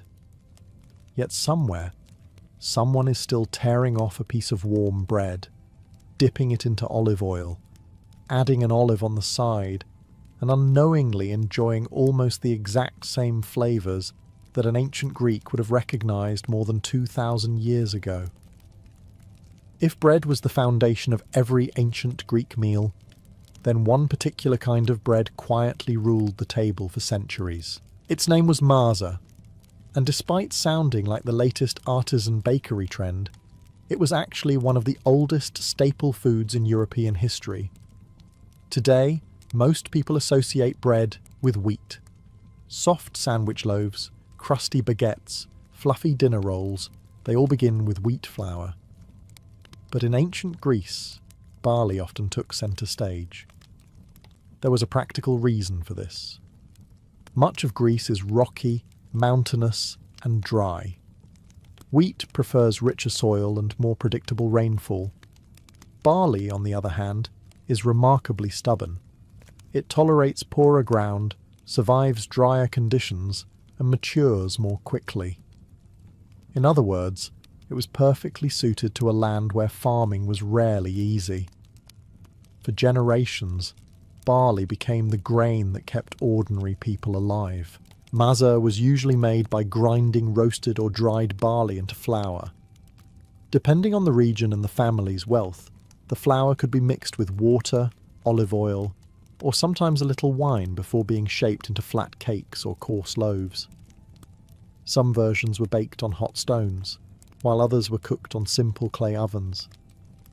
There were even preparations that required little or no baking at all, with the barley meal simply moistened and eaten as a dense paste. It probably wasn't winning many beauty contests, but it was filling, inexpensive, and dependable, qualities that mattered far more than appearance. Ancient writers mentioned maza so often that it almost fades into the background of their works. Philosophers discussed it. Soldiers marched with it. Farmers carried it into the fields. Sailors packed it for long voyages because barley kept well and could be prepared with minimal equipment. It was, quite literally, everyday food. That did not mean it had to be boring, A drizzle of fresh olive oil immediately transformed its flavour. Crumbled goat's cheese added richness. Wild thyme, oregano, sesame seeds, or crushed coriander provided aroma. A spoonful of honey could turn a simple barley cake into something worthy of a festival, rather than an ordinary afternoon. Modern cooks can recreate a surprisingly authentic version with little effort. Mix barley flour with a little wheat flour to help the dough hold together. Add warm water, olive oil, a pinch of salt, and perhaps a scattering of dried herbs. Bake it until the crust becomes lightly golden, then serve it warm with olives and fresh cheese. The result may not look particularly impressive, but the first bite explains why this humble bread-fed philosopher's debating democracy, athletes training for the Olympic Games, merchants crossing the Aegean, and countless families gathered around simple wooden tables. Sometimes history's greatest recipes are not the most elaborate. They are the ones that quietly nourish entire civilizations for centuries. If there were an official comfort food of ancient Greece, lentil soup would have been a serious contender. It did not require expensive ingredients. It did not demand the skills of a master cook. It certainly did not impress wealthy dinner guests looking for culinary extravagance. What it did was keep people alive. Known as fake, lentil soup appeared on Greek tables for centuries and became one of the most common meals eaten throughout the ancient world. Rich merchants enjoyed it, farmers relied on it, soldiers appreciated its simplicity, and even famous philosophers occasionally mentioned it as the perfect example of a modest, satisfying meal. Lentils were ideal for Greek farmers. Unlike some crops, they grew well in the Mediterranean climate, enriched the soil by fixing nitrogen, and stored remarkably well after harvest. Once dried, they could last for months, making them invaluable during winter or times of poor harvest. Every household tried to keep a supply tucked away because lentils were reliable when other foods became scarce. Reliability was perhaps their greatest luxury. Preparing the soup was refreshingly uncomplicated. The lentils were first rinsed to remove stones and dust before being simmered slowly in water.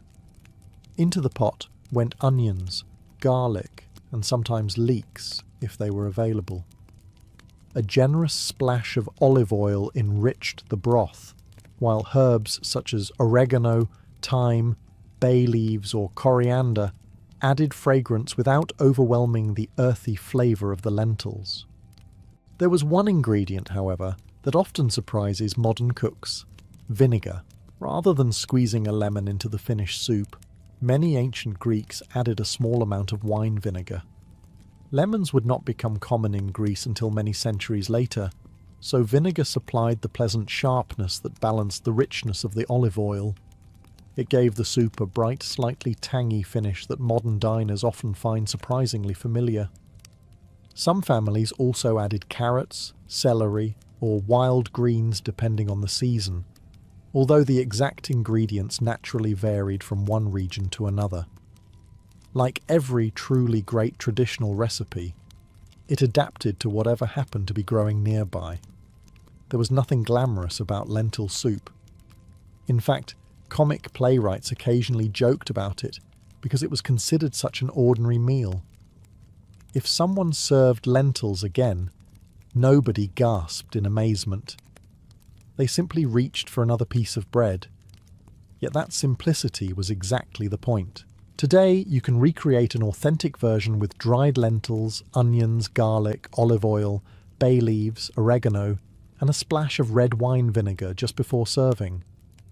Pair it with rustic bread and a few olives, and you are remarkably close to a meal that would have been instantly recognizable in Athens more than 2,000 years ago.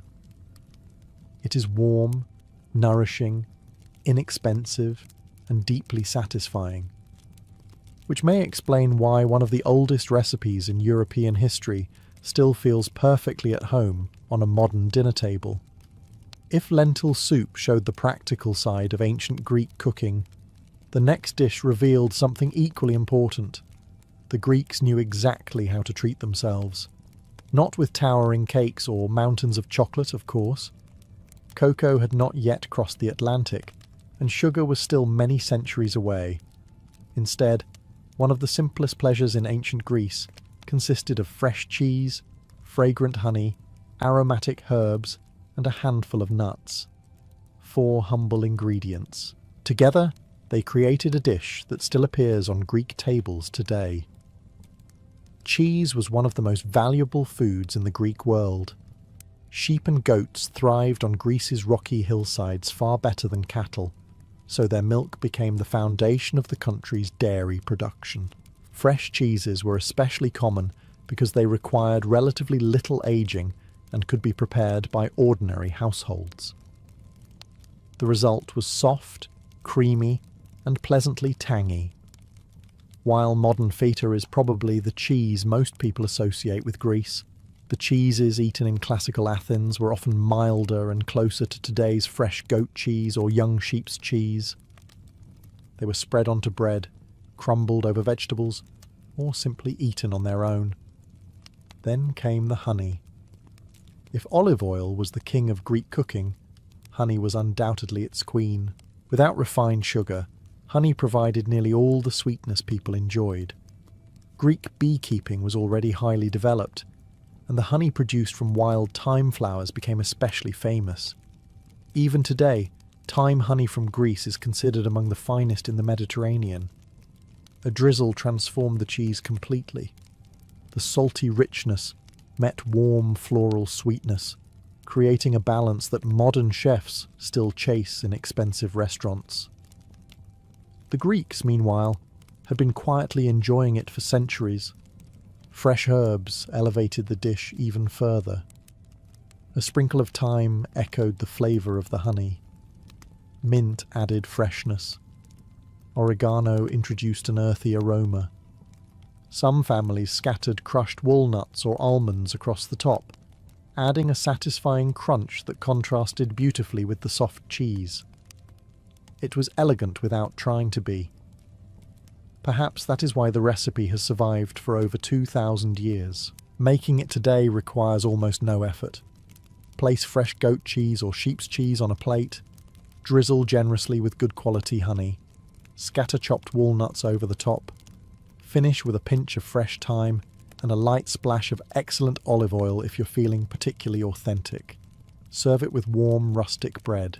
That is almost all there is to it. It may seem almost too simple to deserve attention, but simplicity was often the greatest strength of ancient Greek cuisine. Rather than burying ingredients beneath heavy sauces and elaborate techniques, Greek cooks trusted the natural flavours to do the work. And judging by the fact that millions of people still enjoy this exact combination today, it is difficult to argue with their results. Sometimes the recipes that survive the longest are not the most complicated. They are simply the ones that taste timeless. By now, a pattern is probably beginning to emerge. Ancient Greek recipes rarely relied on rare spices, complicated techniques, or ingredients that required an expedition worthy of Jason and the Argonauts. Instead, Greek cooks excelled at transforming ordinary plants into memorable meals. Perhaps no recipe demonstrates that better than stuffed grape leaves. Today, most people know them as dolmades, neatly rolled parcels filled with rice, herbs, and sometimes meat. They're served in tavernas from Athens to the islands, usually with lemon and olive oil, but the idea behind them is far older than the name itself. Long before the word dolma entered the region through later Turkish influence, Greeks and their neighbours were already wrapping fillings inside grape leaves. Vineyards covered much of the Greek countryside, producing not only wine, but an abundance of tender leaves every spring. Throwing those leaves away would have seemed almost absurd. Instead, cooks discovered they were remarkably useful. Young grape leaves are soft, flexible, and slightly tangy. After being briefly blanched in hot water, they become easy to fold around almost any filling while holding everything neatly together during cooking. The fillings depended largely on what a household could afford. For ordinary farming families, the centre usually consisted of barley or wheat groats mixed with onions, fresh herbs, and generous amounts of olive oil. Mint, dill, parsley, fennel, and coriander all grew naturally across Greece and found their way into the mixture. These herbs gave the parcels a freshness that balanced the richness of the oil. Wealthier households sometimes added minced lamb or goat, not because meat was expected, but because it was available. This surprises many modern readers. Contrary to popular imagination, ancient Greeks did not eat large portions of meat every day. Livestock represented wealth, milk, wool, labour, and future breeding animals. Slaughtering one was often reserved for religious festivals, sacrifices, or particularly important celebrations. That meant many stuffed grape leaves were entirely vegetarian, and they were delicious because of it. The finished rolls were arranged carefully inside a clay pot, drizzled generously with olive oil, covered with water or light broth, and cooked slowly until the grains became tender and the grape leaves absorbed every fragrant flavour inside. There was no rush. Like so much of ancient Greek cooking, patience was one of the ingredients. You can make an astonishingly authentic version today using grape leaves, short grain rice or barley, chopped onions, parsley, dill, mint, olive oil, and a pinch of salt. For historical accuracy, skip the lemon juice while cooking and use a splash of wine vinegar if you want a touch of acidity. Lemons would not become common in Greek cuisine until many centuries later. Take your first bite, and you'll notice something remarkable. Despite empires rising and falling, languages changing, and recipes evolving across generations, these little rolls still deliver the same fresh herbs, silky olive oil, and comforting simplicity that ancient Greek families would have recognized over 2,000 years ago. While barley bread filled the stomach and lentil soup warmed the body, there was one ingredient that truly connected the ancient Greeks to the sea: fish. Considering that much of Greece is surrounded by coastline and scattered across hundreds of islands, this probably comes as no surprise. The Aegean, Ionian, and Mediterranean seas supplied communities with an astonishing variety of seafood, making fish one of the most important sources of protein in the ancient world. For many Greeks, the sea was not just a highway, it was a pantry. Every morning, fishermen pushed small wooden boats into the water before sunrise. Some cast nets close to shore, while others lowered hooks or traps into deeper waters. Depending on the season, they returned with sea bream, mullet, sardines, mackerel, tuna, octopus, squid, or shellfish. Their catch often reached local markets only hours later. Freshness was everything.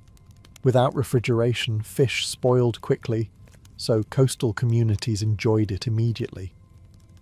Inland towns, meanwhile, often relied on salted or dried fish, which could survive long journeys and remain edible for months. Once the fish reached the kitchen, the preparation was surprisingly restrained. Modern recipes often call for butter, cream, or elaborate marinades. Ancient Greek cooks would have considered most of that unnecessary. Good fish already possessed excellent flavour. Their job was simply not to ruin it. The fish was cleaned, lightly salted, brushed with generous amounts of olive oil, and cooked over glowing charcoal or an open fire. Clay grills and metal grates allowed excess fat to drip away while the skin became beautifully crisp. Then came the finishing touches. Fresh oregano was a favourite, along with thyme, dill, parsley, or fennel, depending on the region and season. Rather than squeezing lemon over the fish, which would have been historically inaccurate for classical Greece, cooks often added a splash of wine vinegar. The acidity brightened the rich olive oil while enhancing the natural sweetness of the fish, without overpowering it. Sometimes simplicity really is the greatest luxury. Even famous Greek writers praised seafood.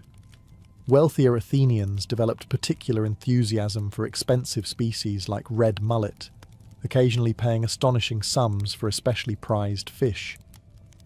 Comic playwrights even poked fun at citizens who became obsessed with gourmet seafood, proving that food snobbery is considerably older than social media.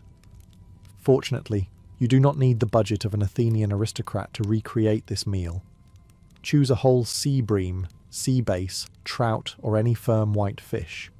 Brush it generously with extra virgin olive oil, season with sea salt, and grill until the flesh flakes easily.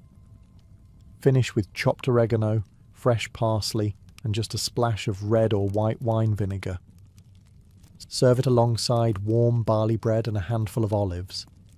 With remarkably little effort, you will be enjoying a meal that would have felt perfectly at home on a Greek island more than 2,000 years ago, proving that some recipes never needed improving in the first place. After enjoying fresh bread, hearty soups, fragrant herbs, and perfectly grilled fish, you may be wondering whether the ancient Greeks ever rewarded themselves with dessert.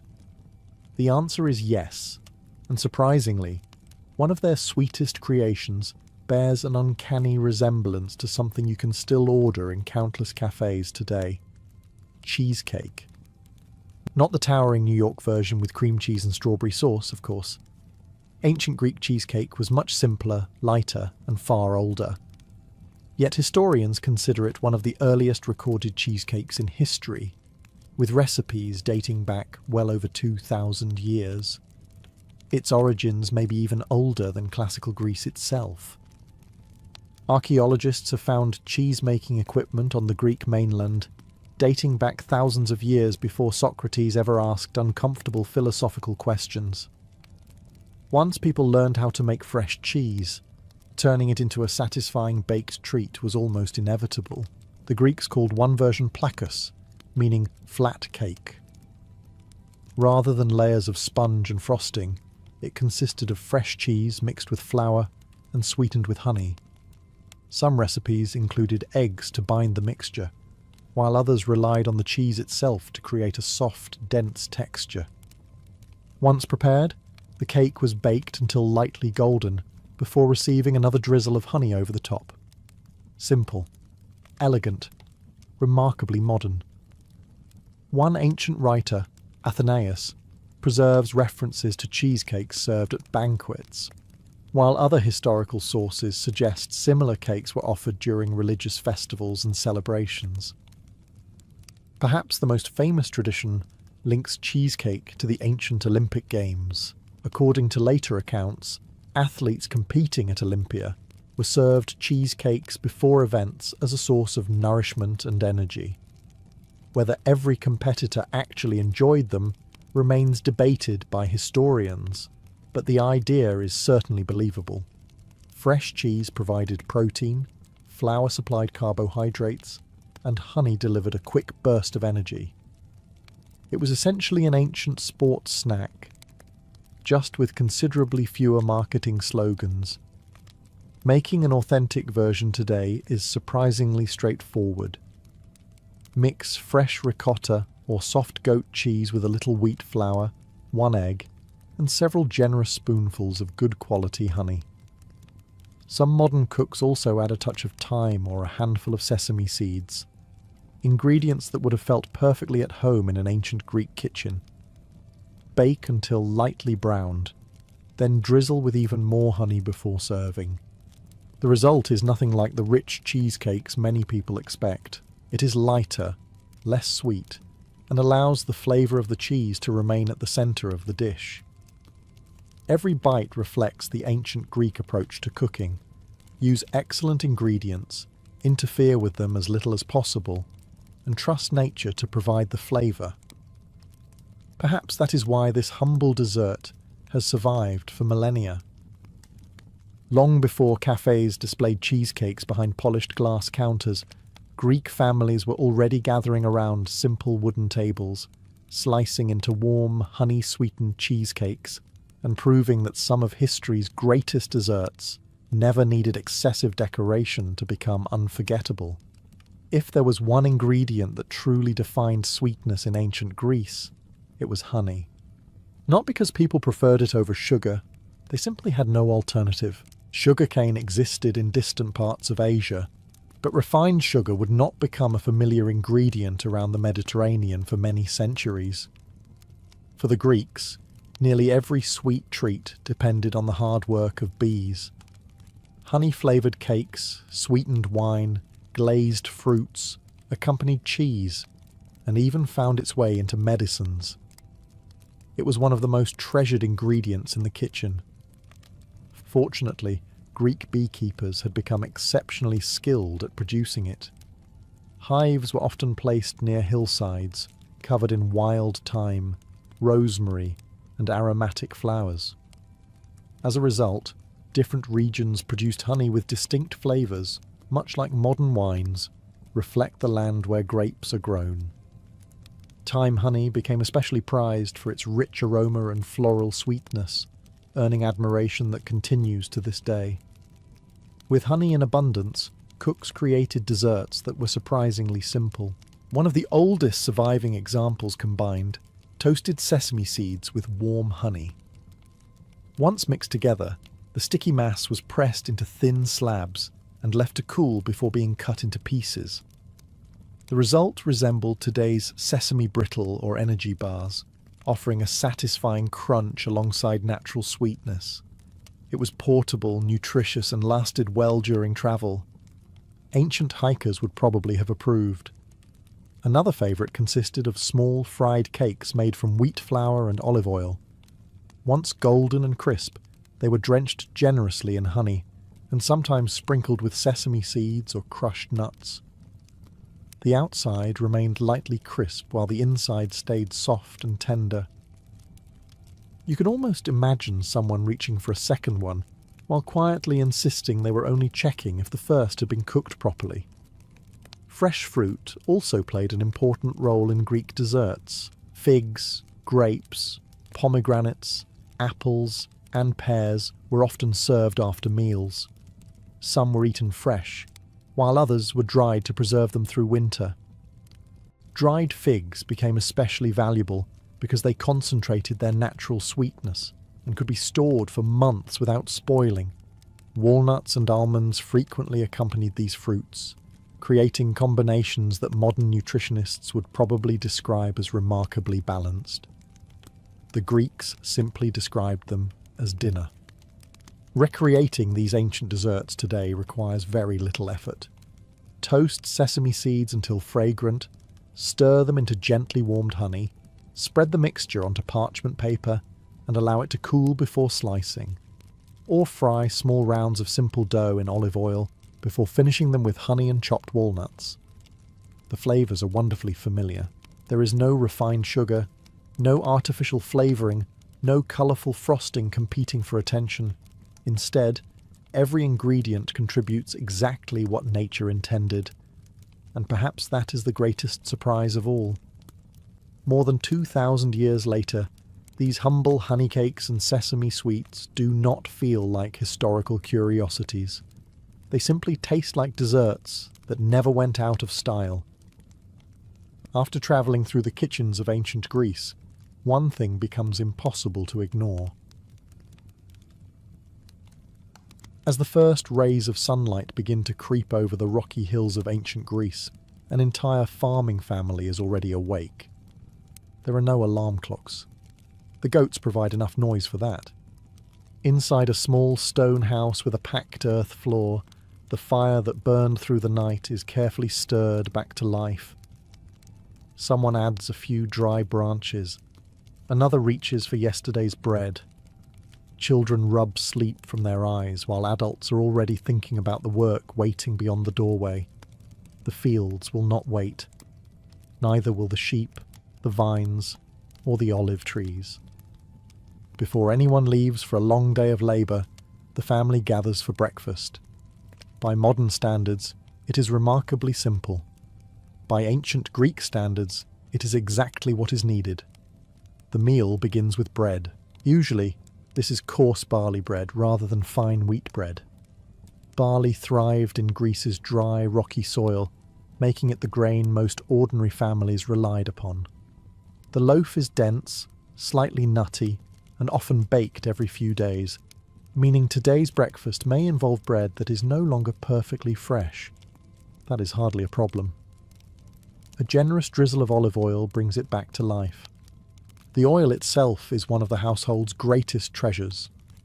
Every drop represents months of tending olive trees, harvesting fruit, and pressing the olives after the autumn harvest. Rather than using butter, which was uncommon in Greek cuisine, the family tears off pieces of bread and dips them directly into fragrant olive oil. Next comes a small bowl of olives, green or black, cured in brine for weeks. They provide both flavour and valuable nutrition. They are salty, filling, and easy to store for long periods. Nearly every farming household keeps a supply, because olives can accompany almost any meal throughout the year. Fresh goat's cheese often joins the table. The family's goats provide milk almost daily during the season, allowing simple cheeses to be made at home. Soft, slightly tangy, and rich in protein, the cheese pairs perfectly with bread and olives. Sometimes it is eaten plain. Other mornings, someone drizzles a little honey across the top if the household has been fortunate enough to collect some from nearby beehives. Fruit depends entirely on the season. In late summer, there may be fresh figs bursting with sweetness. During autumn, clusters of grapes appear beside the bread. In winter, dried figs saved from the previous harvest provide welcome energy before a long day's work. Apples, pears, and pomegranates also make appearances whenever nature decides they are ready. There is rarely anything wasteful about the meal. If lentil soup remained from the previous evening, it is gently reheated over the fire. Leftovers were not something to avoid, they were practical. A warm bowl of lentils offered slow-burning energy that could sustain hours of ploughing, pruning, harvesting, or repairing stone walls beneath the Mediterranean sun. To drink, the adults usually pour a little wine into their cups. But this is not the strong wine many people imagine. Greek wine was almost always diluted with water, often at a ratio of 3 or 4 parts water to 1 part wine. Drinking unmixed wine was generally viewed as uncivilized, while diluted wine was considered healthier than untreated water in many places. Within a short time, breakfast is over. There are no lingering conversations around the table. The father shoulders his tools. Older children help drive goats toward the hillsides. The mother begins organising the day's countless household tasks before joining work outdoors herself. Even the youngest children quickly find small jobs they can manage. It is a modest meal, built from bread, olives, cheese, fruit, and olive oil. Yet these same simple foods have nourished Greek families for thousands of years, proving that sometimes the most ordinary breakfast is also one of history's most enduring. By the time the sun begins to sink behind the hills, the farming family finally returns home. Their hands are rough, their clothes smell of earth, their backs ache from bending over fields since dawn. If it is harvest season, everyone is exhausted. Men have spent the day swinging sickles through golden barley or wheat. Women have tied bundles into sheaves, gathered vegetables from the garden, or cared for the animals. Children have collected loose stalks, frightened birds away from the crops, or carried water under the hot Mediterranean sun. Now comes the most anticipated moment of the day: the evening meal. Unlike breakfast, which was quick and practical, dinner was usually the family's largest meal. It was the one time everyone could sit together, recover from the day's labour, and enjoy food while it was still warm. The fire burns steadily in the centre of the house.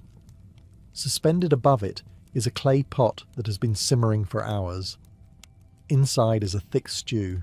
The exact ingredients change with the seasons, but lentils, chickpeas, broad beans, or split peas often form the base. Into the pot go onions, garlic, leeks, wild greens, and whatever herbs happen to be growing nearby. Oregano, thyme, dill, fennel and parsley all contribute their unmistakable aroma. Finally, a generous stream of olive oil is poured in just before serving. The oil gives the stew richness without requiring expensive ingredients. Every family member receives a clay bowl filled nearly to the top. Beside it sits another thick slice of barley bread. The bread serves two purposes. It fills hungry stomachs, and it acts as the perfect utensil. Rather than wasting a drop of the flavourful broth, pieces of bread are dipped directly into the stew until every last spoonful has disappeared. Fresh vegetables accompany the meal whenever possible.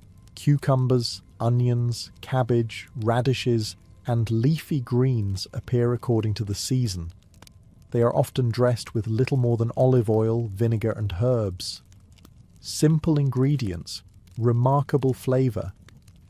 Protein depends largely on circumstance. Eggs occasionally appear when the hens have been productive. Goat's cheese is common, adding richness to an otherwise modest meal. Families living near rivers or the sea may grill fresh fish over charcoal, while those farther inland might enjoy salted fish preserved from previous market visits. Meat, however, remains surprisingly rare. Contrary to many modern assumptions, an ordinary farming family did not roast lamb every evening. Sheep and goats represented milk, wool, future offspring, and valuable wealth. Slaughtering one simply for dinner made little economic sense. Fresh meat was far more likely to appear during religious festivals, sacrifices, weddings, or important celebrations than on an ordinary Tuesday after weeding the barley field. To drink, everyone shares diluted wine or water. Children often receive more water than wine, while adults mix the two according to custom. Drinking wine without dilution was widely considered excessive, almost barbaric by Greek standards. As darkness settles over the countryside, conversation replaces labour. The family discusses tomorrow's work, the condition of the crops, neighbours' news, and whether rain might arrive before the next planting. Outside, the goats grow quiet, and the fields disappear into the evening shadows. The meal itself is humble, but after 12 hours of honest work, a warm bowl of stew, fresh bread, olive oil, and the company of family probably tasted better than any feast a king could imagine. While farming families ended their day surrounded by fields and olive groves, life inside Athens followed a very different rhythm. The city never seemed to stop moving. Potters shaped clay beside glowing kilns. Blacksmiths hammered iron until sparks filled the air. Carpenters sawed timber. Bronze workers polished helmets and statues. Merchants shouted prices from market stalls, while donkeys patiently carried goods through narrow streets, wondering why humans insisted on making everything so complicated. An artisan's family still ate simply, but they enjoyed one important advantage: choice. Unlike rural households, which relied mostly on whatever they could grow themselves, city families lived only a short walk from the agora, the bustling marketplace that served as the heart of Athenian life. Every morning, vendors displayed baskets overflowing with fresh vegetables, herbs, olives, figs, grapes, onions, garlic, and fragrant loaves of bread. Fishermen arrived carrying the night's catch, while cheesemakers offered fresh rounds of goats and sheep's cheese. Potters traded bowls for food, blacksmiths exchanged tools, and neighbours caught up on the latest news while pretending they had only stopped to buy onions. The marketplace fed both stomachs and gossip with remarkable efficiency. Breakfast remained fairly modest. Bread dipped in olive oil, fresh cheese, olives, and seasonal fruit were still common. But city families could often enjoy slightly fresher ingredients because they purchased food almost daily instead of relying entirely on stored supplies. Lunch was frequently light as well. Many craftsmen stayed close to their workshops, eating bread with cheese, olives, dried figs, or nuts between customers. There was little time for elaborate cooking when commissions needed finishing before sunset. A customer waiting for a new water jug was generally less patient than a loaf of bread. The evening meal, however, offered greater variety than many farming households could afford. Vegetable stews remained popular, but urban markets made seafood much more accessible. Fresh sardines, anchovies, sea bream, squid, mussels, and octopus regularly appeared on Athenian tables, especially for families who lived near the port of Piraeus. Fish was often less expensive than red meat and could be grilled quickly with little more than olive oil and herbs. Meat still remained an occasional luxury. Most artisan families did not regularly roast lamb or beef.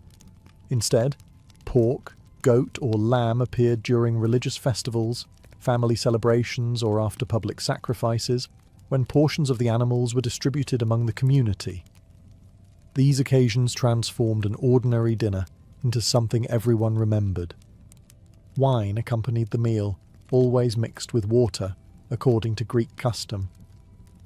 As lamps flickered inside the house, conversation replaced the sounds of hammering and pottery wheels.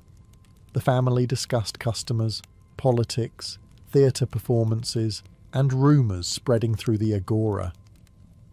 Athens was not simply a city of philosophers. It was a city where ordinary families gathered around familiar meals after another busy day of skilled work. Their table may have been slightly richer than that of a farmer, but it was still unmistakably Greek. Bread, olive oil, vegetables, seafood, cheese, fruit, and good company shared at the end of a hard-working day. The food on a farmer's table was shaped by the seasons. The food on a soldier's table was shaped by survival. Once a Greek soldier left his city behind, comfort became a luxury that stayed at home. Whether marching with an Athenian army, serving aboard a trireme, or standing shoulder to shoulder in a hoplite phalanx, every meal had to answer one simple question. Could it keep a man fighting tomorrow? Taste was appreciated. Calories mattered more. Unlike modern armies with organised supply trucks and field kitchens, Greek armies depended heavily on preparation, local supplies, and whatever they could carry themselves. Every extra pound slowed a soldier's march, so food needed to be light, durable, and resistant to spoilage. The most dependable companion was barley. Soldiers often carried roasted barley meal, known as alphata. It required almost no cooking. Mixed with a little water, wine, or olive oil, it became a filling paste that could be eaten within minutes. It was hardly the kind of meal that inspired poetry, but it was portable, nutritious, and could survive weeks inside a travel bag. Barley bread accompanied it whenever possible. Dense loaves travelled better than softer wheat bread and remained edible even after several days. If the bread became too hard, soldiers simply softened it with water, wine, or broth before eating. Olives were another favourite. They occupied little space, required no cooking, and provided valuable fat and salt. Alongside them came onions and garlic, foods that grew easily, travelled well, and added welcome flavour to otherwise repetitive meals. Ancient writers frequently mention soldiers eating raw onions, a habit that probably made enemy negotiations pleasantly brief. Cheese was equally important. Hard sheep's or goat's cheese lasted much longer than fresh dairy products and supplied protein during long campaigns. A soldier could slice off a small piece, eat it with bread and olives, and continue marching without slowing the column. Dried figs became one of the army's greatest sources of quick energy. Naturally sweet and easy to preserve, they were the ancient equivalent of an energy snack. Nuts, such as almonds and walnuts, often accompanied them, providing healthy fats and additional calories that marching men desperately needed. Fresh meat appeared far less often than many imagine. When armies stopped for extended periods, livestock might be slaughtered or game hunted locally. Religious sacrifices before battles also sometimes ended with communal feasts, allowing soldiers to enjoy roasted lamb, goat, or pork. But during ordinary marches, preserved foods remained far more practical than fresh meat. Water was the primary drink, though diluted wine was also common when supplies allowed. Besides improving flavour, wine mixed with water was often considered safer than drinking untreated water alone. When evening came, soldiers gathered around small campfires, sharing simple meals, much like the farming families back home. The surroundings had changed. The menu had become even simpler. But bread, barley, olives, cheese, olive oil, dried fruit, and diluted wine still formed the foundation of the meal. It was not a feast fit for heroes. Yet it was exactly the kind of food that allowed Greek armies to march hundreds of miles, stand firm behind walls of bronze shields, and fight battles that would shape the history of the ancient world. If a Greek soldier ate to stay alive, a wealthy Athenian sometimes ate to celebrate the fact that he did not have to march anywhere at all. For prosperous citizens, the evening meal was more than nourishment. It was a social event. Business partnerships were strengthened over dinner. Political opinions were exchanged between courses. Philosophers debated ideas, poets recited verses, musicians entertained the guests, and friendships were reinforced with every shared cup of wine. The meal usually began quite simply. Guests washed their hands before entering the dining room, an important ritual in a world where people had spent much of the day walking dusty streets. They then reclined on couches arranged around low tables, leaning on one elbow, while servants brought the first dishes. To modern eyes, eating while lying down might seem slightly inconvenient. The Greeks considered it civilized. Fresh bread appeared first, accompanied by bowls of olives, goat's cheese, nuts, figs, and small dishes of herbs. Olive oil was poured generously over many of the foods, while vinegar provided brightness without overwhelming the natural flavours. These appetizers encouraged conversation, rather than filling hungry stomachs too quickly. Then came the main courses. Unlike ordinary farming families, wealthy households could afford meat more frequently, although it still remained closely connected to religious sacrifice. Lamb, goat, pork, and occasionally beef appeared roasted over charcoal, seasoned with herbs such as oregano, thyme, and coriander. Rather than covering the meat with heavy sauces, cooks allowed the quality of the ingredients to speak for themselves. Seafood was equally prized. Large sea bass, red mullet, octopus, squid, oysters, mussels, and shrimp often arrived from the nearby port of Piraeus. Some expensive fish became symbols of status, with wealthy Athenians happily paying remarkable prices simply because they could. Apparently, showing off through food did not begin with celebrity chefs. Vegetables remained an essential part of the meal. Cabbage, leeks, onions, beans, lentils, cucumbers, and leafy greens appeared alongside the richer dishes, dressed with olive oil and fragrant herbs. Fresh fruit waited nearby, ready to cleanse the palate before dessert. When the main meal ended, the evening often shifted into the symposium. This was not another dinner course, but a gathering centered on conversation, philosophy, entertainment, and carefully mixed wine. Servants diluted wine with water inside large mixing bowls before filling each guest's cup. Drinking undiluted wine was widely considered a mark of poor self-control, while moderation reflected education and refinement. Musicians played the lyre or flute. Guests challenged one another with riddles, discussed politics, quoted Homer, or argued about philosophy with the confidence that only several cups of diluted wine can inspire. Dessert remained pleasingly uncomplicated. Fresh figs, grapes, apples, pomegranates, walnuts, almonds, and soft cheese drizzled with fragrant honey, concluded the evening. There were no towering cakes or elaborate pastries, just fresh, seasonal ingredients presented beautifully. Compared with a farmer's supper, this banquet was undoubtedly more luxurious. Yet despite the extra servants, finer ingredients and polished silverware, the foundations remained exactly the same. Bread, olive oil, wine, herbs, vegetables, cheese, fruit, and good conversation still sat at the centre of the table, proving that whether rich or poor, ancient Greeks shared far more in common than their meals might first suggest. Whether you were born into a farmer's cottage, an artisan's home, or the household of a wealthy merchant, one thing was certain. You did not get your own special children's menu.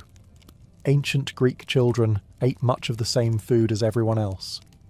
The difference was usually the quantity, not the menu. Meals were family affairs, and children learned from an early age that eating was more than satisfying hunger. It was part of becoming a member of the household. They watched adults break bread, pour olive oil, offer thanks to the gods, and share conversation while passing simple dishes around the table. Food also taught responsibility. Older children often helped prepare it long before they were trusted to cook entire meals. Girls frequently learned to grind grain, knead dough, fetch water, tend the fire, and prepare vegetables alongside their mothers or older relatives. Boys might help gather olives, collect figs, herd goats, or bring firewood home before dinner. By the time they were teenagers, few kitchen tasks were unfamiliar. Breakfast for most children looked much like that of their parents. A piece of barley bread, perhaps softened with olive oil or dipped into watered wine, was common. Fresh goat's cheese might appear if the family owned livestock. During the right season, figs, grapes, or apples added welcome sweetness before the day's work or lessons began. Honey was an occasional treat rather than an everyday luxury. A drizzle over bread could transform an ordinary breakfast into something children remembered all morning. Lunch remained light. Children helping in the fields often carried bread, olives, dried figs, and cheese, eating wherever the adults happened to be working. Those living in cities might receive similar foods while assisting in workshops or attending lessons. There was little expectation of stopping for an elaborate midday meal. The evening meal brought everyone together. Children ate the same vegetable stews, lentil soups, beans, onions, cabbage, fish, and bread that filled the bowls of the adults. If meat appeared after a festival or sacrifice, children shared it alongside everyone else. There was no separate plate of chicken nuggets quietly waiting in the corner. Ancient Greek parenting could be many things. It was rarely that accommodating. Of course, infants required different care. Babies were breastfed whenever possible, sometimes for as long as 2 years. As they grew older, soft foods gradually appeared: porridge made from barley, mashed beans, softened bread soaked in water or goat's milk, and small amounts of fruit. Everything was introduced slowly as young stomachs adapted. Parents also understood that growing children needed nourishment, even if they lacked modern nutritional science. Milk, cheese, eggs, legumes, grains, fruits, and olive oil supplied much of what young bodies required. Perhaps the most remarkable thing about a Greek child's diet is how familiar it still feels. Fresh bread, fruit, vegetables, beans, cheese, fish, olive oil, very little processed food, very little refined sugar. It was a diet built almost entirely from ingredients gathered nearby, prepared at home and shared around the family table. Long before anyone spoke about the Mediterranean diet as one of the healthiest ways to eat, Greek children were quietly growing up on it, one simple meal at a time. Most days in ancient Greece, the family table was modest: bread, olives, cheese, vegetables, perhaps a little fish. But every so often, everything changed. The smoke rising from the city or village was no longer coming from ordinary cooking fires. It drifted upward from public altars, where entire communities gathered to honour the gods through festivals and sacrifices. These were the days everyone looked forward to, not only because they celebrated the divine, but because they also offered something many ordinary families enjoyed only a handful of times each year: a generous serving of meat. Religion and food were deeply connected in ancient Greece. When an ox, sheep, goat, or pig was sacrificed to a god such as Zeus, Athena, Apollo, or Demeter, the ceremony followed carefully established traditions. Certain portions of the animal, particularly the bones wrapped in fat, were burned on the altar as an offering to the gods. Priests received their customary shares. The rest did not go to waste. It became dinner. Large public festivals transformed entire communities into enormous outdoor dining halls. Families who rarely had the opportunity to eat roasted meat suddenly found themselves standing beside neighbours, craftsmen, farmers, sailors, merchants, and magistrates, all waiting for their portion. For many poorer citizens, these festivals provided some of the best meals of the entire year. The meat was roasted slowly over charcoal fires until the skin became crisp and the inside remained tender. There were no heavy marinades or complicated sauces. Olive oil, sea salt, oregano, thyme, and perhaps a little coriander were usually all that was needed. The quality of the meat spoke for itself. Around the roasting fires, enormous baskets of bread circulated continuously. Fresh loaves disappeared almost as quickly as they arrived. Bowls of olives passed from hand to hand. Goat's cheese, onions, figs, grapes, nuts, and seasonal vegetables completed the feast. Wine flowed freely. Although true to Greek custom, it remained carefully diluted with water before drinking. Nobody wanted a religious celebration ending with someone attempting to debate philosophy with a tree. Music filled the air. Flute players performed while singers recited hymns dedicated to the gods. Children ran between groups of adults. Merchants sold sweets made from honey and sesame.